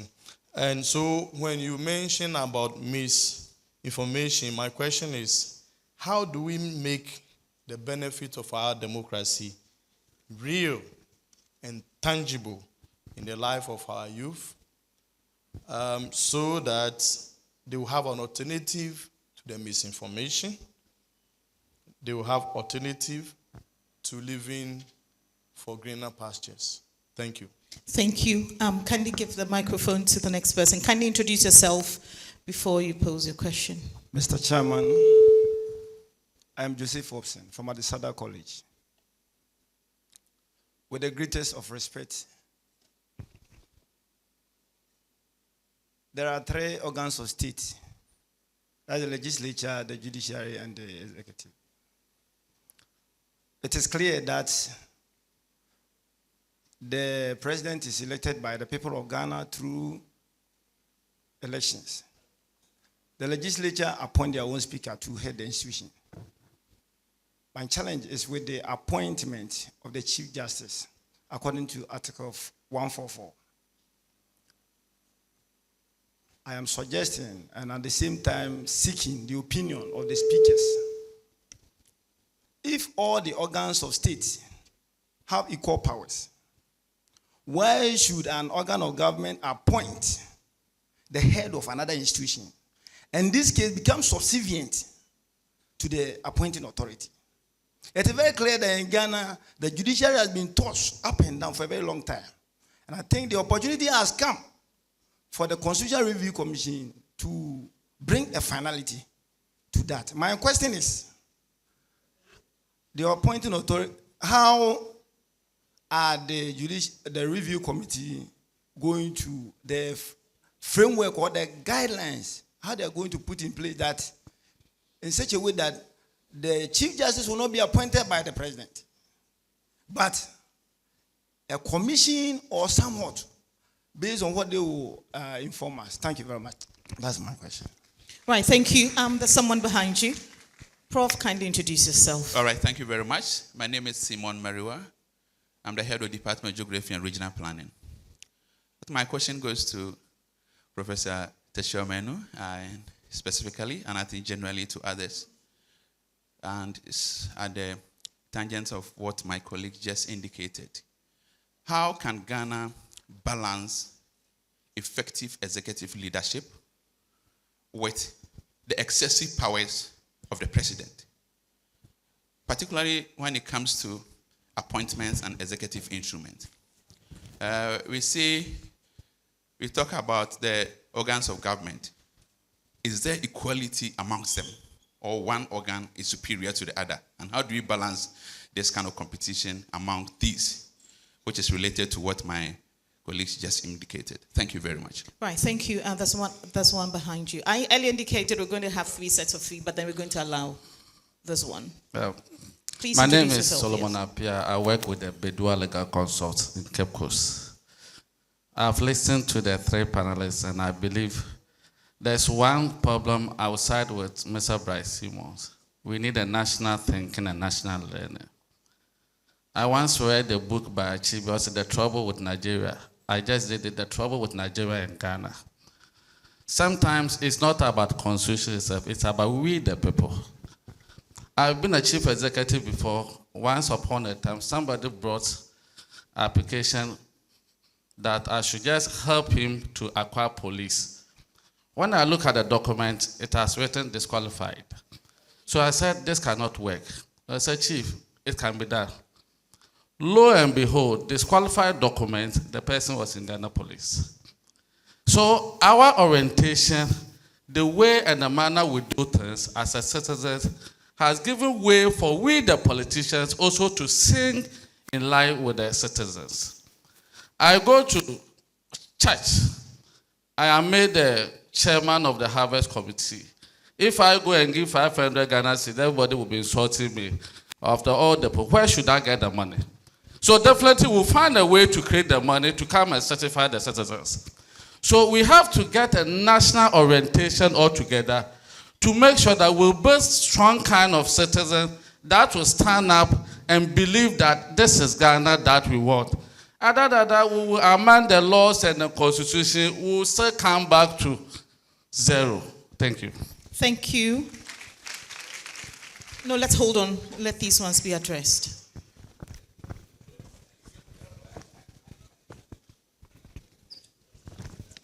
Thank you very much for the thought-provoking questions.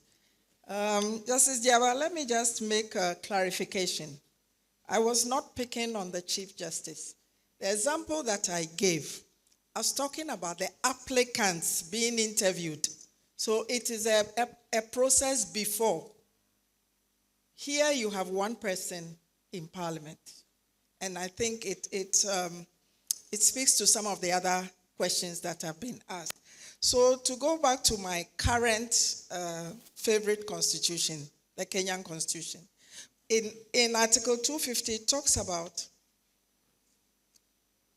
the composition, appointment, and tenure of office of chairs and members of independent bodies. They said they shall be identified, recommended for appointment in a manner prescribed by national legislation. They should be approved by the National Assembly and appointed by the president. So it's not the president selecting. They go through the process, and then of course they must also show that the qualifications are specified. So we're talking about transparency. How do you make sure that it's not somebody picking someone that they like to do something? So it's not that in Ghana the Chief Justice is not interviewed, but there's one candidate that is recommended. And before I was talking about this issue, the mode of appointment. Why can we not advertise a vacancy? Why can there not be applications? Why can there not be public interviews so people see what they are getting? It gives the confidence. Then a recommendation is made, and then they can go to Parliament and be vetted, and the president is doing the will of the people at the end of it, so that nobody can come back and say that you were jumped or you were brought in through a window or something. It was advertised and you applied. As for the issues of promotions and transfers, yes, they should be transparent, but I don't think that the Constitution can deal with this. This would be micromanagement. It can lay out the framework, it can lay out the principles, but it has to be done within the institution, and it should be a transparent process. So, Professor Doku, misinformation. How do we make the Constitution real in the lives of our youth to reduce, especially irregular and dangerous migration? You know, the only position I ever wanted in Ghana was to be appointed to the National Commission for Civic Education. I think it is a most underutilized institution. And we make our Constitution unreal to the lives of our people. It's a document that, what's a constitution? You know, how do we really make our Constitution a living document? Not by overloading it. And I'm really afraid of this overload of the Constitution. I said at the beginning of my talk that some issues are structural. I'm not saying they don't have anything to do with the Constitution, but like Mr. Bryce Simmons showed, it's not the Constitution that's going to fix it. It is this learning and the developing a consensus and putting in place policies and ensuring that we follow them that will fix some of these problems. So I don't see the Constitution as carrying everything, but I believe that for what it is, the Constitution should be a living document, and that right from school, basic school, pupils are introduced to it through secondary school to university so that it becomes a real thing. I'm not sure that will solve the problem of irregular migration. I work in the area of migration. The problems are many. And, if you live in a country where you don't have hope, you want to go somewhere. I believe that, humankind has always moved. We will continue to move. And contrary to some of the perceptions, it's not poor people who move. It's when people feel that they have alternatives that they will pursue it. But let's make the Constitution real. Let's link it to the lives of people. So the Constitution, one of the provisions in the Constitution, Article 22(2), it said, soon, as soon as practicable, this is on the rights of spouses, as soon as practicable after the coming into force of the Constitution, Parliament shall pass a law to regulate the property rights of spouses. Soon. It has been 30 years. When is the soon? I'm not suggesting that attempts have not been made. The bottom line is that it has not happened. If you look in the same Constitution, in the first schedule, they talk about some officers that must be appointed within 6 months of the coming into force of the Constitution. That was done. So it shows you what were the priorities, right? And that was done.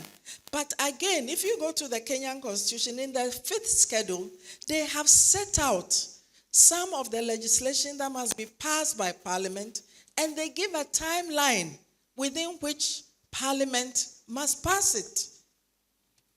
Within which. And now our Parliament is left with no guidelines. That's why I'm saying that we need, and it includes the values, the framework for how things must be done. So you don't have just a carte blanche. You must do things within a certain time. As for the appointment of Chief Justice, I'll leave it to Clara. Clara, are you listening to me? But I think I've already given some indication about this issue about advertisement, application, interview, all those kinds of processes. How can Ghana balance excessive executive power? The 1969 Constitution, we did not have an executive president. We had a ceremonial president. We had a prime minister, and then we had a ceremonial president. And we then chose to have an executive president. So there's space to rethink. Is that what we need? Given what we have seen, is this something that we want to continue?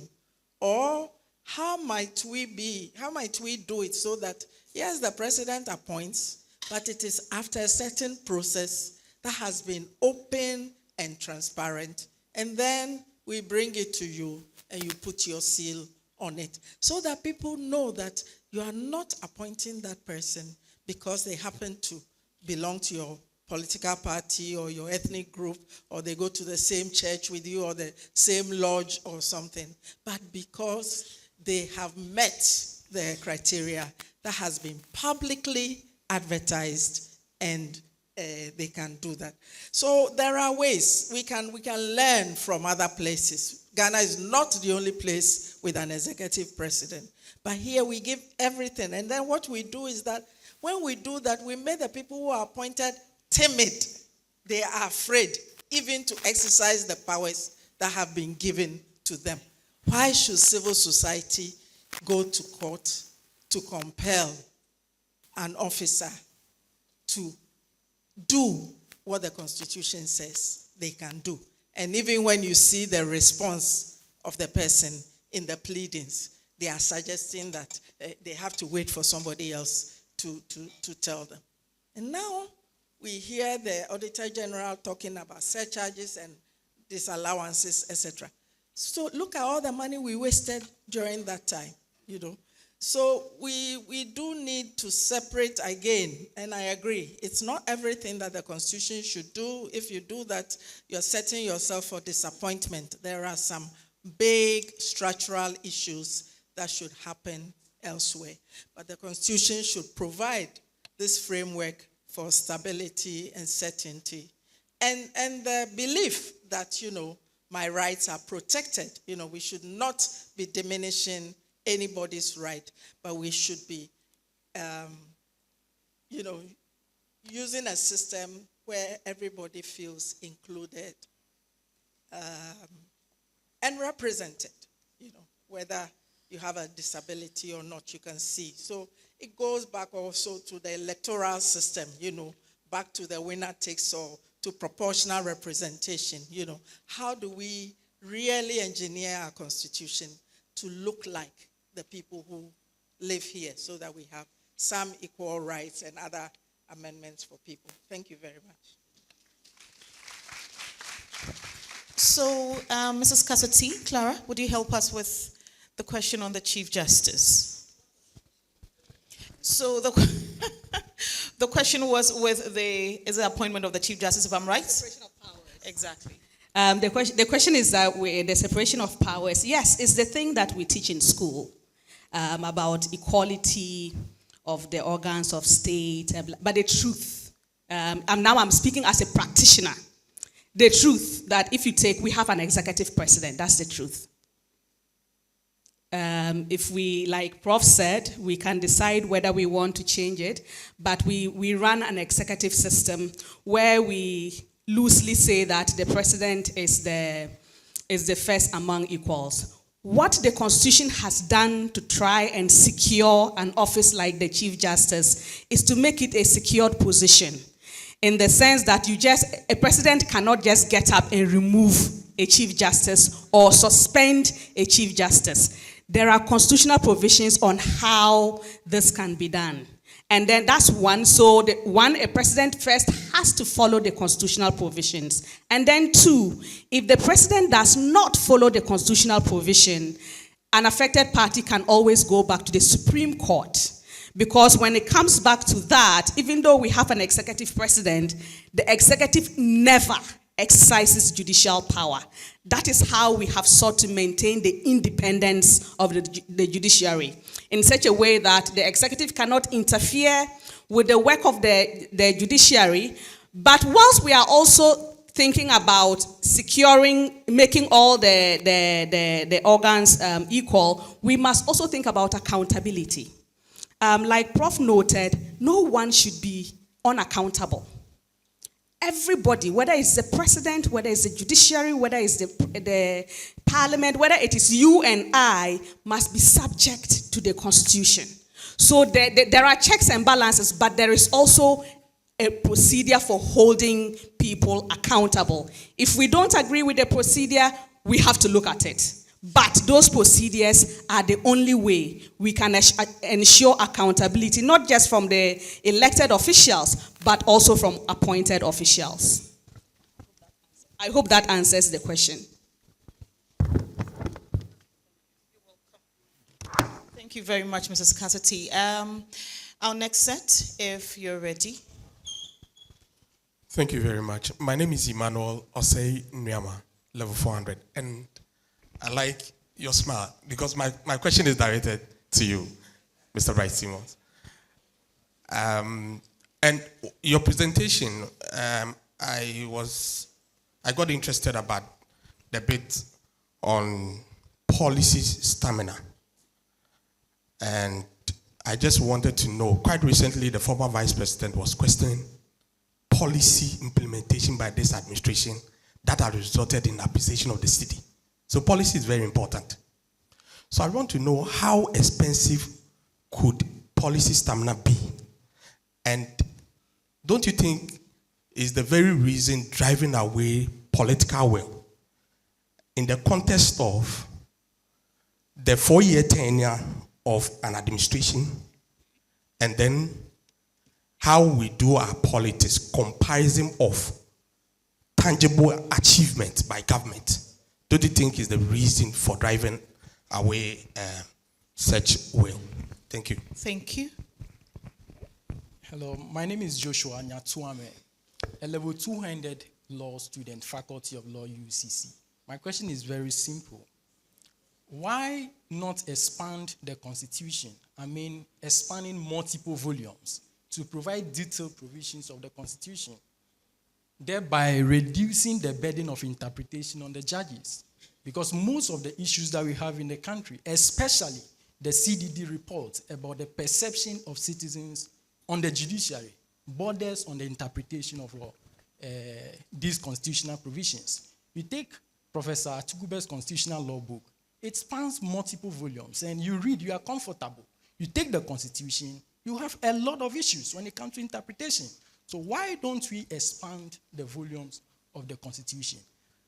Again, I believe asking a question just is one. Thank unfair. you. Thank you. Thank you. Permit me to add just one. Question. Let another person have this the is opportunity. This is specific to Mr. Bryce Simmons. Just one. Thank you it's very much. Simple, yes, good. We know that, but let another person have the opportunity. Thank you. Thank you. Thank you very much. With the greatest respect to members of the bench, my name is Rahina Tutuna Al-Hassan, a level 300 law student. My question has been asked by the first person who asked the question, but I just have a follow-up.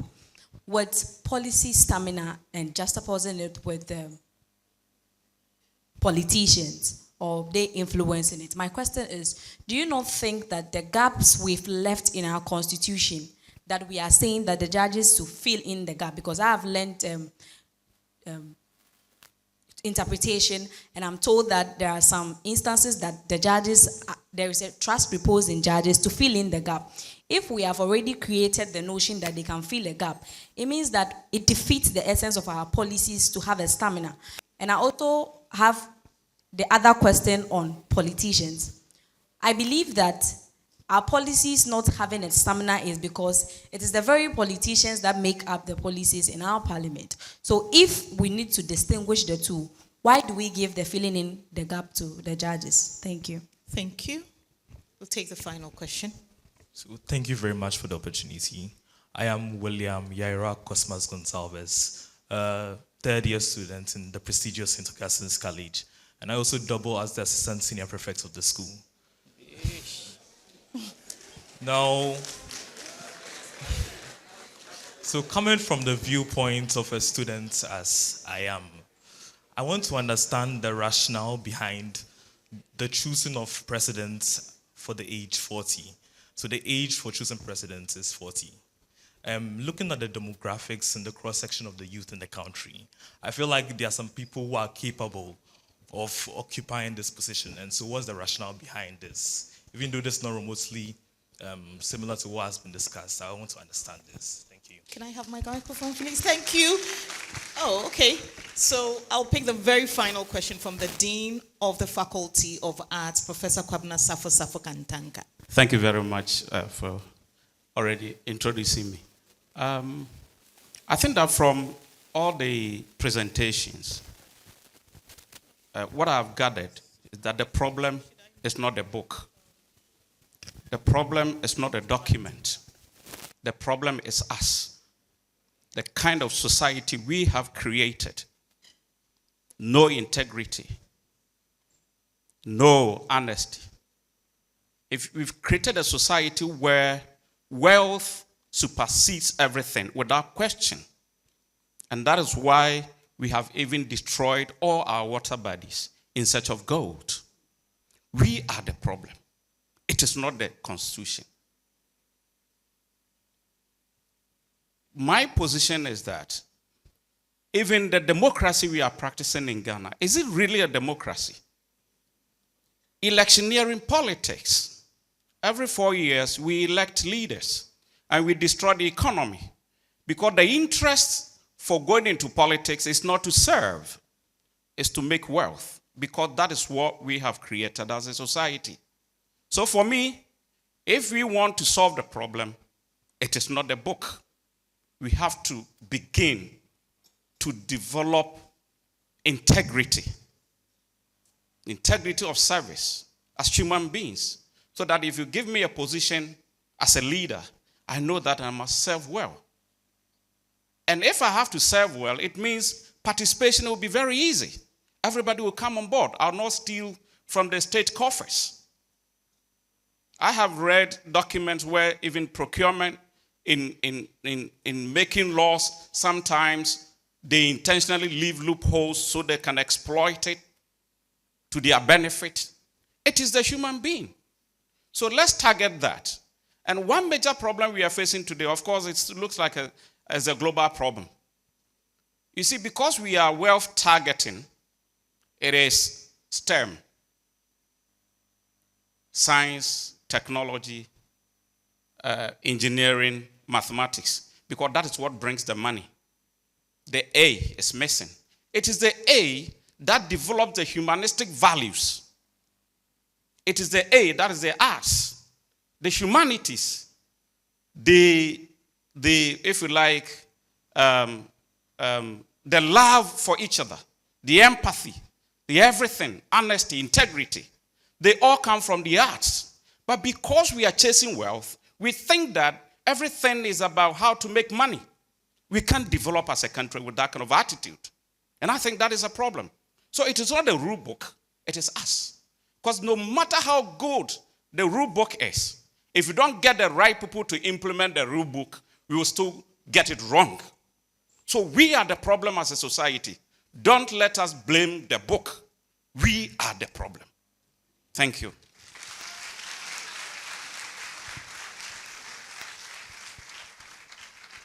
Thank you very much, Mr. Bright Simmons. We'll start with you. Yes, you can. So the question about policy stamina and whether it's expensive was quite intriguing. I didn't expect it.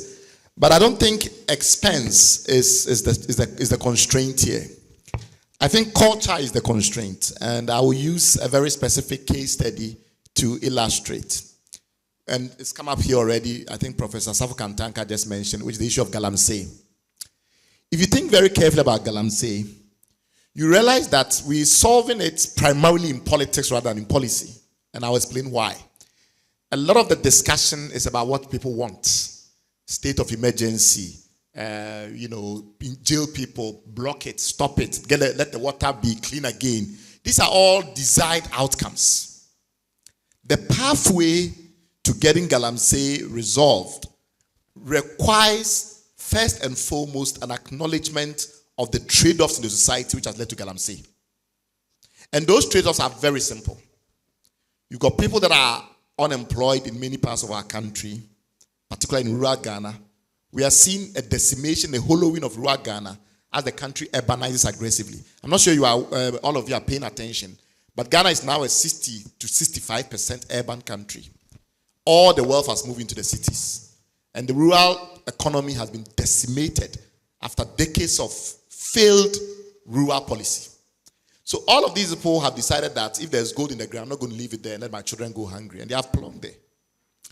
So at some point, you're going to have to let people do some mining because they've seen the gold. No matter what you do, they will do the mining. How then do you prevent them from destroying the environment? You find mining techniques that don't destroy the environment. Mining techniques that don't destroy the environment is a matter of scientific advancement. Technologies that use gravity instead of water. Technologies that use different ways of getting the agglomeration instead of mercury. These technology products and solutions have to be introduced through careful policy because people that are poor don't have money to buy these things. And so they will rather go and divert a river because it's cheap. The issue of our Galamsey crisis is a very straightforward matter of a lack of scientific capacity that has made it impossible for us to produce gold without destroying the environment. China is the world's biggest producer of gold. But China has found a way to produce gold without destroying all its water bodies. And so the Chinese who can do cheap mining that destroys the environment have come to Ghana to come and do it here. To introduce that kind of technology requires a set of policies that lead to that technology transformation. When we implemented gold capture technology in Ghana, because of lack of, and the absence, as I have called it, of policy accountability, we overpriced it from $2,000 to $50,000. We distributed it to only party cronies. They refused to pay back. So the revolving fund of $10 million were dissipated. And we ended up not able to replace harmful mining with scientifically advanced but environmentally clean mining across the board. That is the outcome that nobody talks about in Ghana. The failure of scientifically sound and environmental clean mining. And everybody's all jail people, whatever, because those are outcomes. It's not a pathway to the solution. Last point I'll make is, and this is in response to the second question around judge-made law. I think the time has come for us to recognize that great as our common law tradition is, there are certain civil law practices we may have to start considering, Not necessarily adopting wholesale, but considering. I think the practice in civil law countries, particularly in parts of Europe and Latin America, of using academic research as part of jurisprudence should be encouraged in Ghana. I think our judges don't quote enough literature in relation to the facts when they're applying the law. And I saw that vividly in the Ennis Springfield matter, where the matter went to arbitration, and it was clear that the arbitrators overthrew every decision our courts had made, which had gone all the way to the Supreme Court. This was very embarrassing. That a matter that our Supreme Court had ruled upon that, Ghana was in the right and we could go ahead and unitize, when the matter was brought to arbitration, basic facts were wrong. This was really embarrassing. There's been no national reckoning, no national learning. And part of the reason was that the judges were trying to force fit law in a matter that was very scientific. Are the two oil blocks connected or not? This is not a matter that law alone can save you. You need to at least venture a little bit into the science and the geology and the geophysics, which they didn't do. And we got embarrassed and Ghana was thrown out. In civil law traditions, I think it's the tendency of judges to be a bit more open to looking at scholarship. Secondly, I think the inquisitorial process helps also because this over-reliance on the adversary process, in my view, in countries where people don't have capacity, civil society goes to court, they don't have capacity to engage strongly in the adversarial process. Judges allow things to go on. We've had situations where we've gone to court trying to get courts to do things. And then because the other party has more money and has better lawyers, we lose out. And these are practices that will help our jurisprudence. And the very, very last point I would say is that many of these things that I've just discussed don't rise to the level of constitutional change, which is the point that both Professor Techiwa Menu and Clara has been saying. Not all the things rise to constitutional change. The one element in Galamsey that I think may have to rise to the level of constitutional change, or at the very least, very strong law, is the issue around the property rights inherent in water. So long as the Water Resources Commission doesn't own the water, and Ghana Water Corporation and the rest don't buy the water, we don't have very strong incentives to monitor effectively. And we are leaving everything to law enforcement officers and security officers, which in many countries rarely works. In many countries, property rights are strongly policed, including intellectual property rights, by the people that own them. I think the time has come for us to inherit the property rights in water in this country, in the Water Resources Commission, and let the Water Resources Commission sell it, so that the true cost of Galamsey becomes evident to us in rising prices, which then forces all of us to sit up and think about the policy pathway to solving Galamsey. Thank you. Thank you very much. Clara, I don't know if you want to have a take, expansion of the Constitution, and then why the age for the president is pegged at 40. Okay. Yeah. Okay, so I'll take the first one so that Prof will take the last one. With respect to the Constitution, the truth is, constitutions are not intended to be huge documents because constitutions are intended to be frameworks. So in the legal system, we have the Constitution, we have laws, acts of parliament, we have legislative instruments, regulations. So the Constitution provides the broad framework, the laws provide a lot more detail, and then the nitty-gritties are provided for in regulations. So the legal system has its own way of making sure that everything is provided for.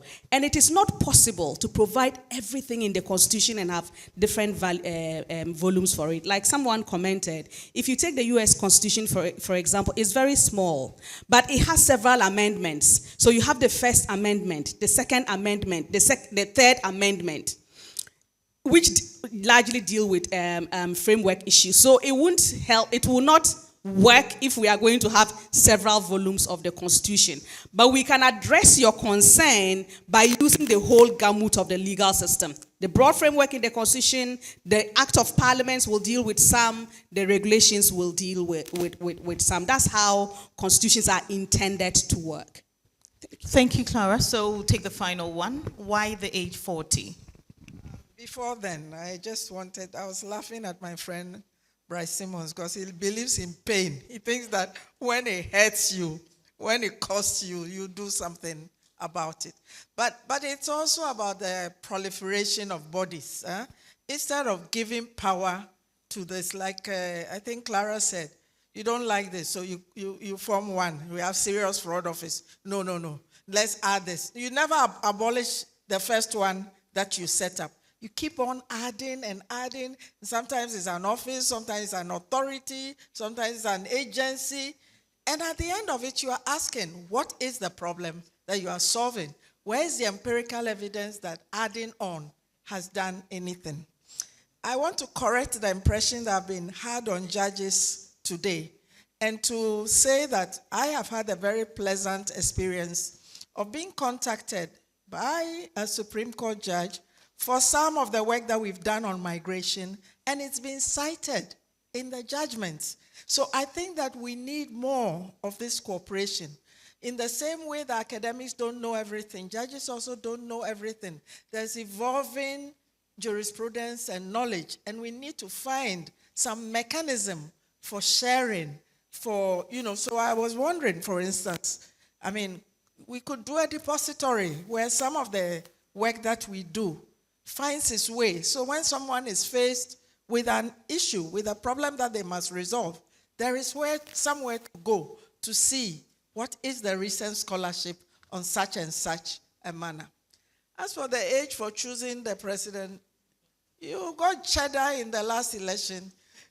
So there's no magic about age. Again, in the U.S. Constitution, you have to be 25 before you can be elected to Congress. So we have to be flexible. We cannot legislate this age. But why did we say 40 and not 25? We have to go back to the Constitutional Review Commission and its proposals. But I think that if we really had a candidate who was brilliant and 35, would we say that because they were not 40, we would not elect them? So we are not going to be stuck by these kinds of things. Maybe we don't need this magic number 40 written into the Constitution, but we should be certainly talking about the age and the criteria. I was just mentioning to a ladyship here that, again, back to my Kenyan Constitution, they actually have an article on the responsibilities of leadership so that it is clear that when you are there, you are not there just for yourself. And that leadership permeates all of society. So it's the same, whether it's in the judiciary, whether it's in parliament, the executive, statutory bodies, and corporation.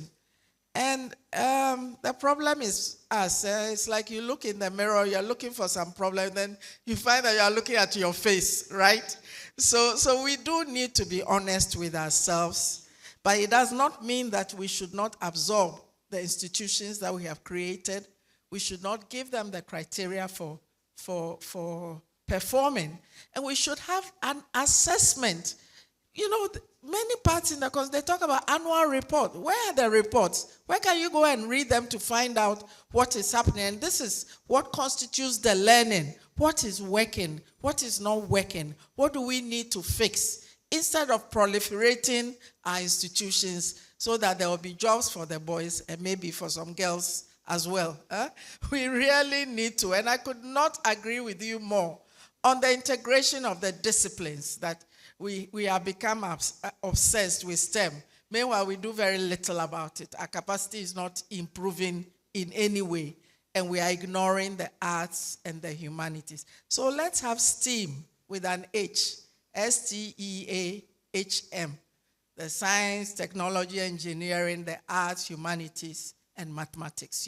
We need to really integrate our knowledge systems, but above all, we need to make it work. We need to make it make sense. Last week, again, we had a young fellow at the academy who came to talk, and he said, science is sense. Science is sense. You have to demonstrate what you are doing, that it works for somebody before they can believe in it. It's not just shouting that you know classics or chemistry or something if your chemistry is not solving any problems in your environment. So how are we bringing our knowledge, our scholarship, our practice, our policies to deal with the actual problems in our environment and to make lives better for our people? Thank you very much. I believe we can do better for all our speakers. At this point, we'll take the chairperson's closing remarks. Let's welcome Professor Dennis Wolonyo Aheto, Pro-Vice Chancellor, University of Cape Coast. Yeah, Akosua, thank you very much. Sincerely, I don't know where to start from.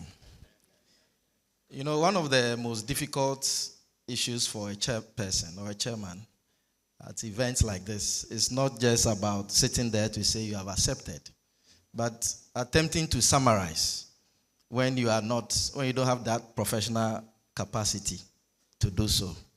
And so at this point, I wish that I had a co-chairperson who is a lawyer.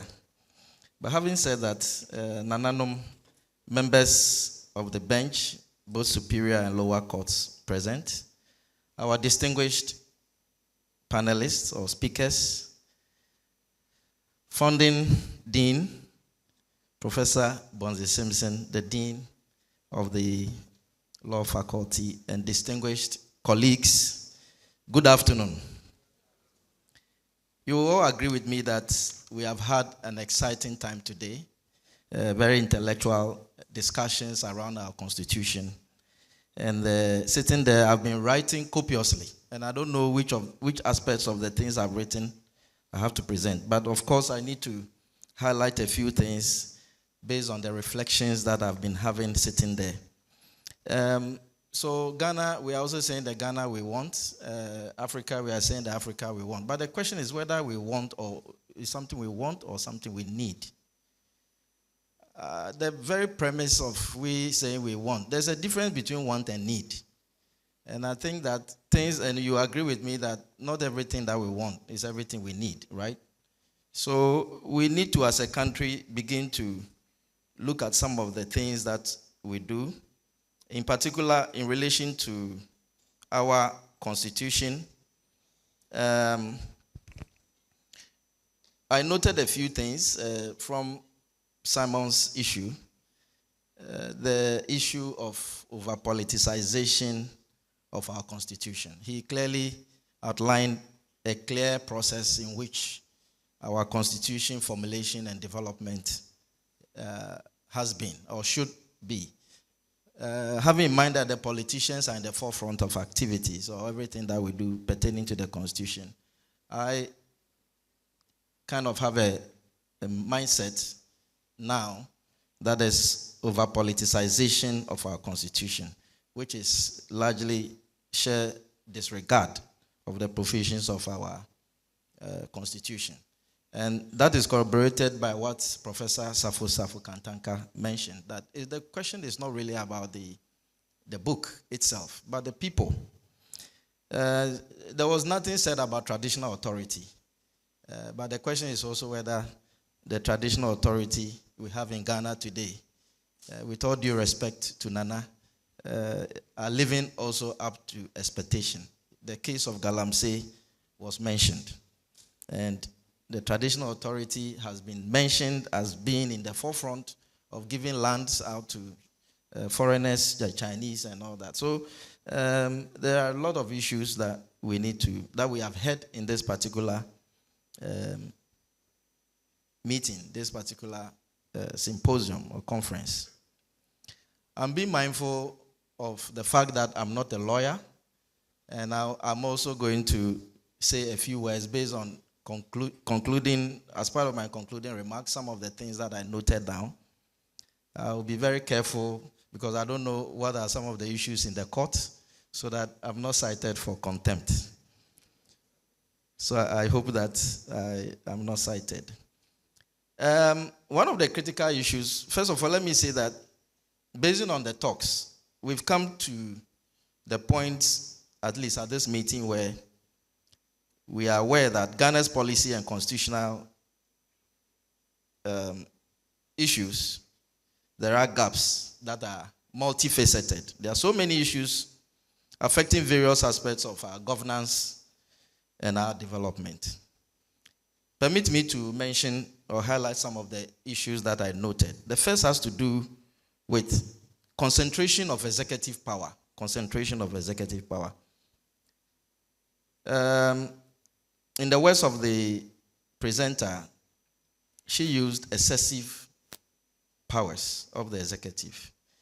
And that also has to do with the fact that the executive are oversized.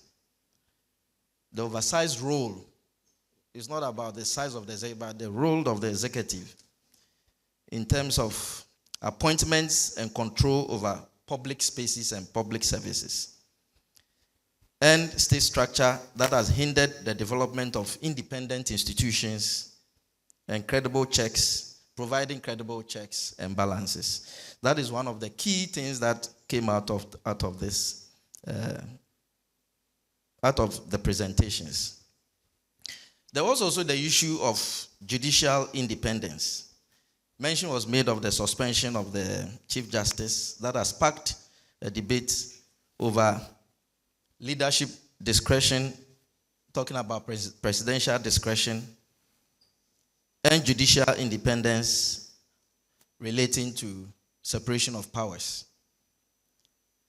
At this meeting, the need for separation of powers has been highlighted as a very fundamental issue to our democracy, for which it must be considered in the amendment that is ongoing in relation to our constitution. One other critical issue that was highlighted also has to do with decentralization. Reference was made to institutions at the top, particularly in relation to elections. Examples of the MMDs was cited and suggestions that issues of elections and also government appointees dealing with ministerial positions and so on and so forth. The practice of appointing officials from parliament has certainly raised concerns. Concerns have been raised around that, about the independence of legislature and the executive. And there has been strong advocacy for the separation of powers also in that regard, where appointees should be nominated and go through the process to be vetted or interviewed before the executive or the president comes in. On countless occasions, accountability and transparency has been highlighted as well, was highlighted. The fact that the country faces corruption with impunity was mentioned, with limited transparency, which has hindered our national development efforts and has impacted also our citizens' daily lives. And again, a number of issues were raised along that line. And that attests to the fact that we certainly do have a weak, very weak civil society in this country. And the Emeritus Professor mentioned the role of the NCC, National Council, Civil Society, National Commission for Civic Education. Their role in this country is hardly felt. The question is whether they have limited resources or whether they have limited capacity in terms of human capacity to do so.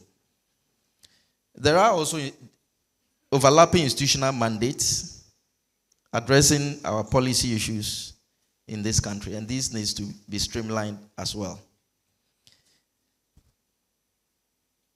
I also noted elements of human rights and rule of law, where it has been strongly advocated the need to strengthen oversight mechanisms and ensure that the institutions are empowered to hold leaders accountable in order to protect our human rights and uphold the rule of law.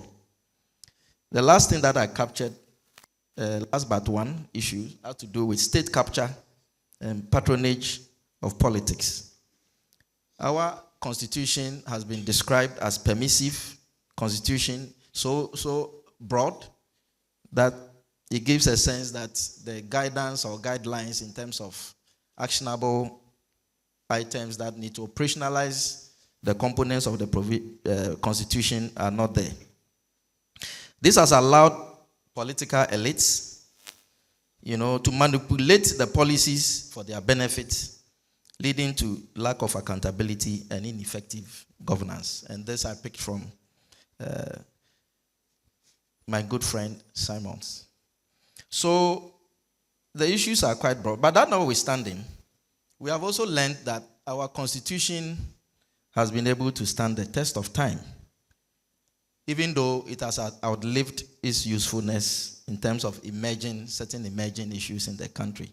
to do with climate change and the issues with participation of the youth in governance. The age issue has been highlighted as a very important aspect.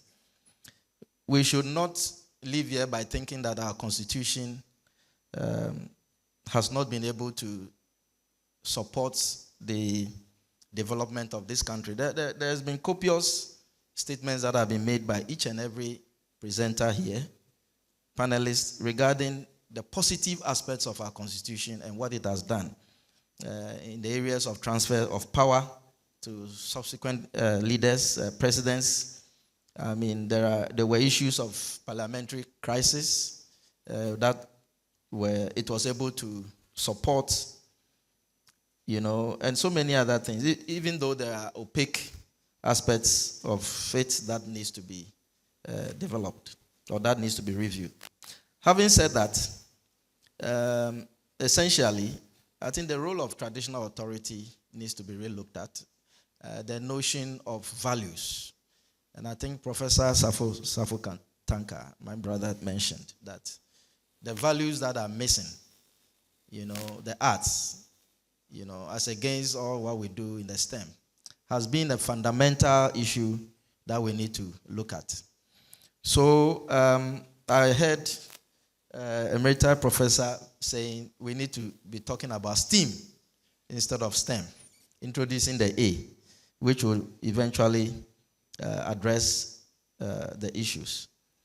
On this note, and in the interest of time, I want to thank all of you on behalf of the university management for such a wonderful event.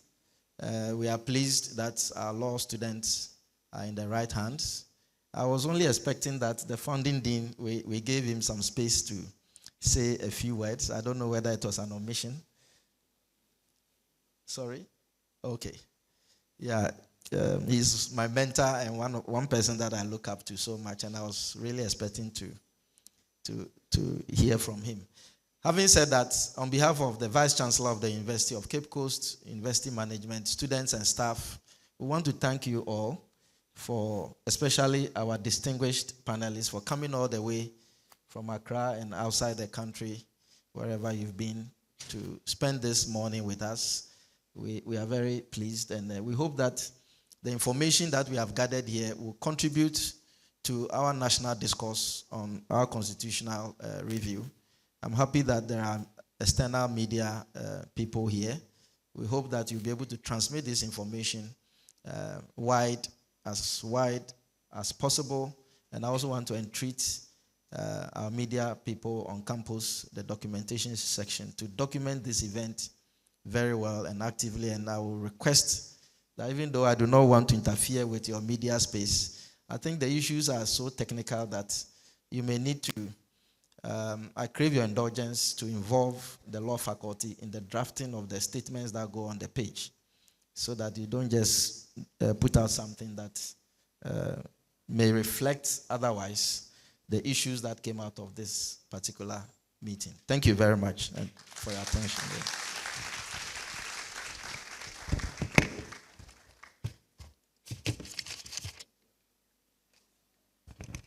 Thank you very much, Professor Aheto. We'll take the acknowledgements, and Alexander Hackman Adu, a lecturer, an assistant lecturer with the Faculty of Law, is going to help us. Thank you very much, Akosia. Prof. Chair, ladies and gentlemen, my task this afternoon is to acknowledge the presence of the distinguished men and women who are present in this assembly. May I start by recognizing the presence of the chair of the occasion, who also doubles as the Pro-Vice Chancellor of this university, Professor Dennis Wolanyo Aheto.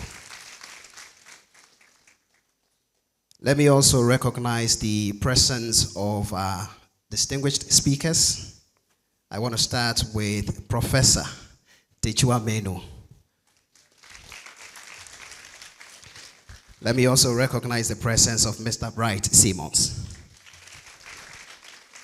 I also acknowledge the presence of Mrs. Clara Kasati.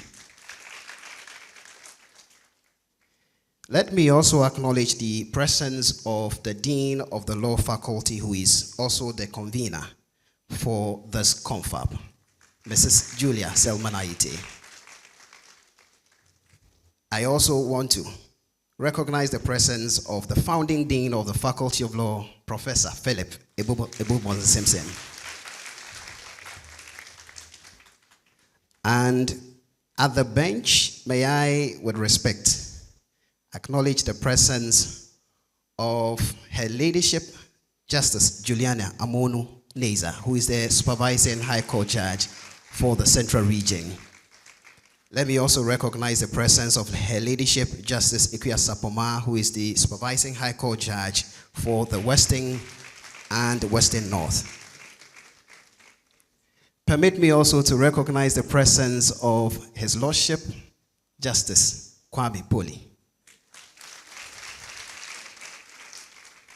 I also want to recognize the presence of Justice Kwesi Dapa, retired.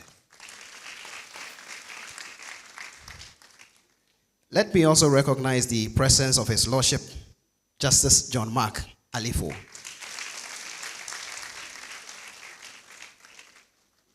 I also recognize the presence of Her Ladyship Veronique Praba Tete. My lady, I recognize you. I also recognize the presence of His Lordship Emmanuel Kofi Diaba. Lord, I recognize you. I also recognize the presence of the Vice Dean of the Faculty of Law, Dr. Elijah Yen. And permit me also to recognize the presence of the Acting Head of Department, Dr. Ernest Ako. And let me also recognize the presence of the Faculty Officer, Mr. Isaac Yeboah Nsafo. And in the audience, permit me to recognize Nana Kweku Enu III, who is the Kokoado Apiosika Chief. I also see Dr. David Asumda, who is the Dean, Pentecost University.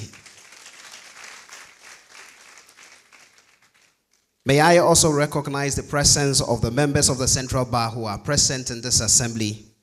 I see reps from Bedua Legal Consult. I also see reps from the AG's office. I also see reps from Zenith Bank. I see reps from Ampon Sadazi and Partners. We also have Mr. Gustav Atu, Esquire, who is the regional coordinator for CRCC. I recognize the presence of Mr. Solomon JC of the UCC Legal Office. Let me also recognize the presence of Paddy Ezekiel, who is representing the Ghana Police Service. And then we have CSP Daniel Egan from the Ghana prisons. I also see officers, senior officers from the Ghana Fire Service. May we recognize their presence as well. I see students from St. Augustine's College and students from Adisadel College. May we also recognize your presence. I recognize the presence of alumni, the alumni in this assembly. I see many of my seniors here. I see Mr. Solomon Ebuapia. Thank you very much for coming. May I also recognize the presence of deans from sister faculties. I see Professor Safo Kantanka. I see Professor Ansa also here. I see Professor Mariwa. I see Professor Dr. Edgar Akono. And let me also recognize the presence of the college registrar, Mr. Ebenezer Agri. I recognize the presence of Dr. Tufo. I also recognize the presence of the members of the faculty board. Let me also recognize the presence of the director of Drake, Professor Tay Doku. and the director of DAPCA. If the director of DAPCA is here, we recognize you. We recognize provosts from other colleges. The dean of graduate studies, we recognize your presence. We also recognize members of the Faculty Appointment and Promotions Board. We recognize the rep from the VC's office, Miss Elizabeth Yanka. May I also recognize the presence of Very Reverend Philip K. Ochre. Heads of department here present, we recognize you. And we recognize all the students who are also present in this assembly. God bless you for coming. Thank you, Alex. We'll take the closing prayer, after which we would sing the UCC anthem. However, we would have a photo session when we exit this auditorium. Let's welcome Rahina Tutuna Al-Hassan. She's a level 300 law student to help us with the closing prayer. Let's welcome Rahina too.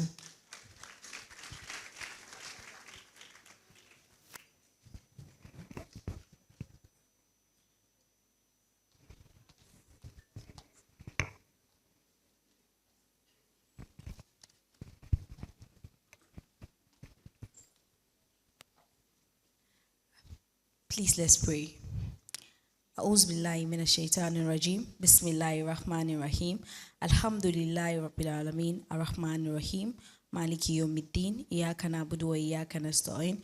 Ihdina siratal mustaqim. Siratal ladzina an'amta alaihim. Ghayril maghdubi alaihim waladdallin. Oh gracious Lord, we thank you for how far you have brought us. These and many others have been successful because of your grace and mercies.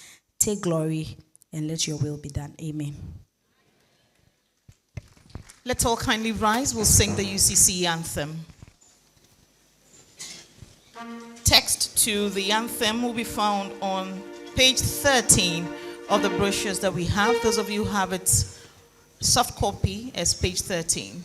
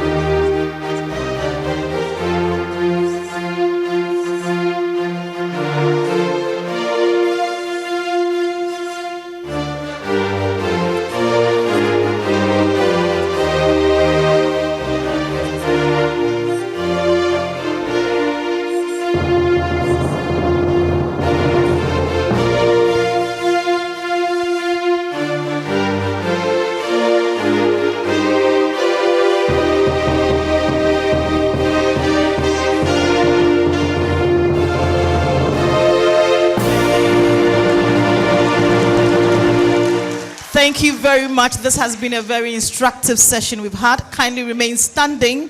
But before our dignitaries exit, Prof. Chair, permit me to acknowledge Reverend Kofi Esuman.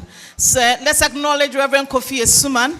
He was here to grace this confab. Thank you very much. Let's remain standing as the Pro-Vice Chancellor recesses with other dignitaries on the dais.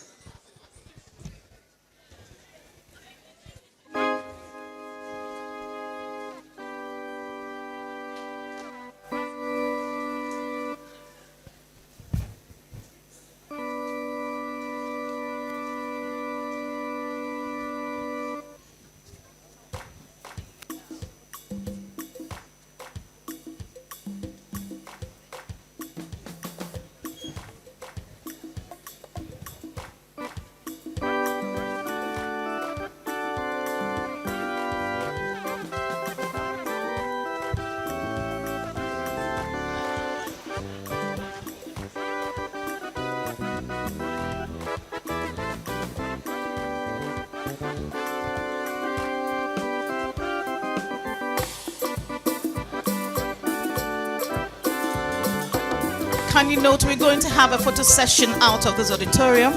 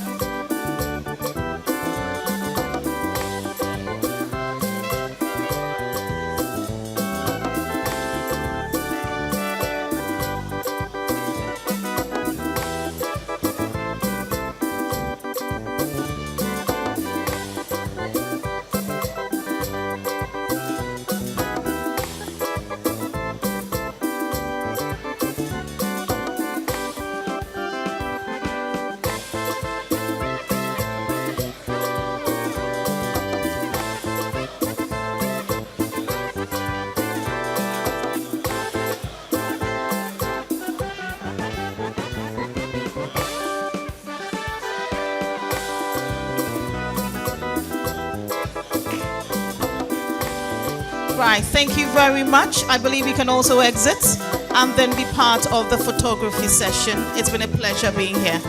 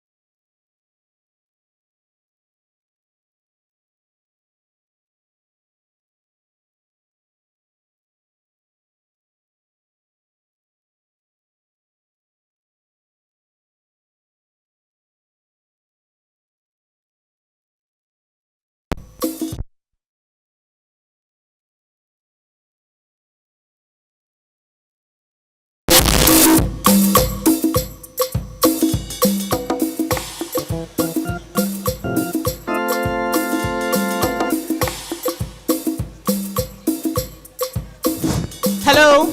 Please note that after taking the photos, please come back. You have packed lunch here for you. So please come back after the photos for your packed lunch.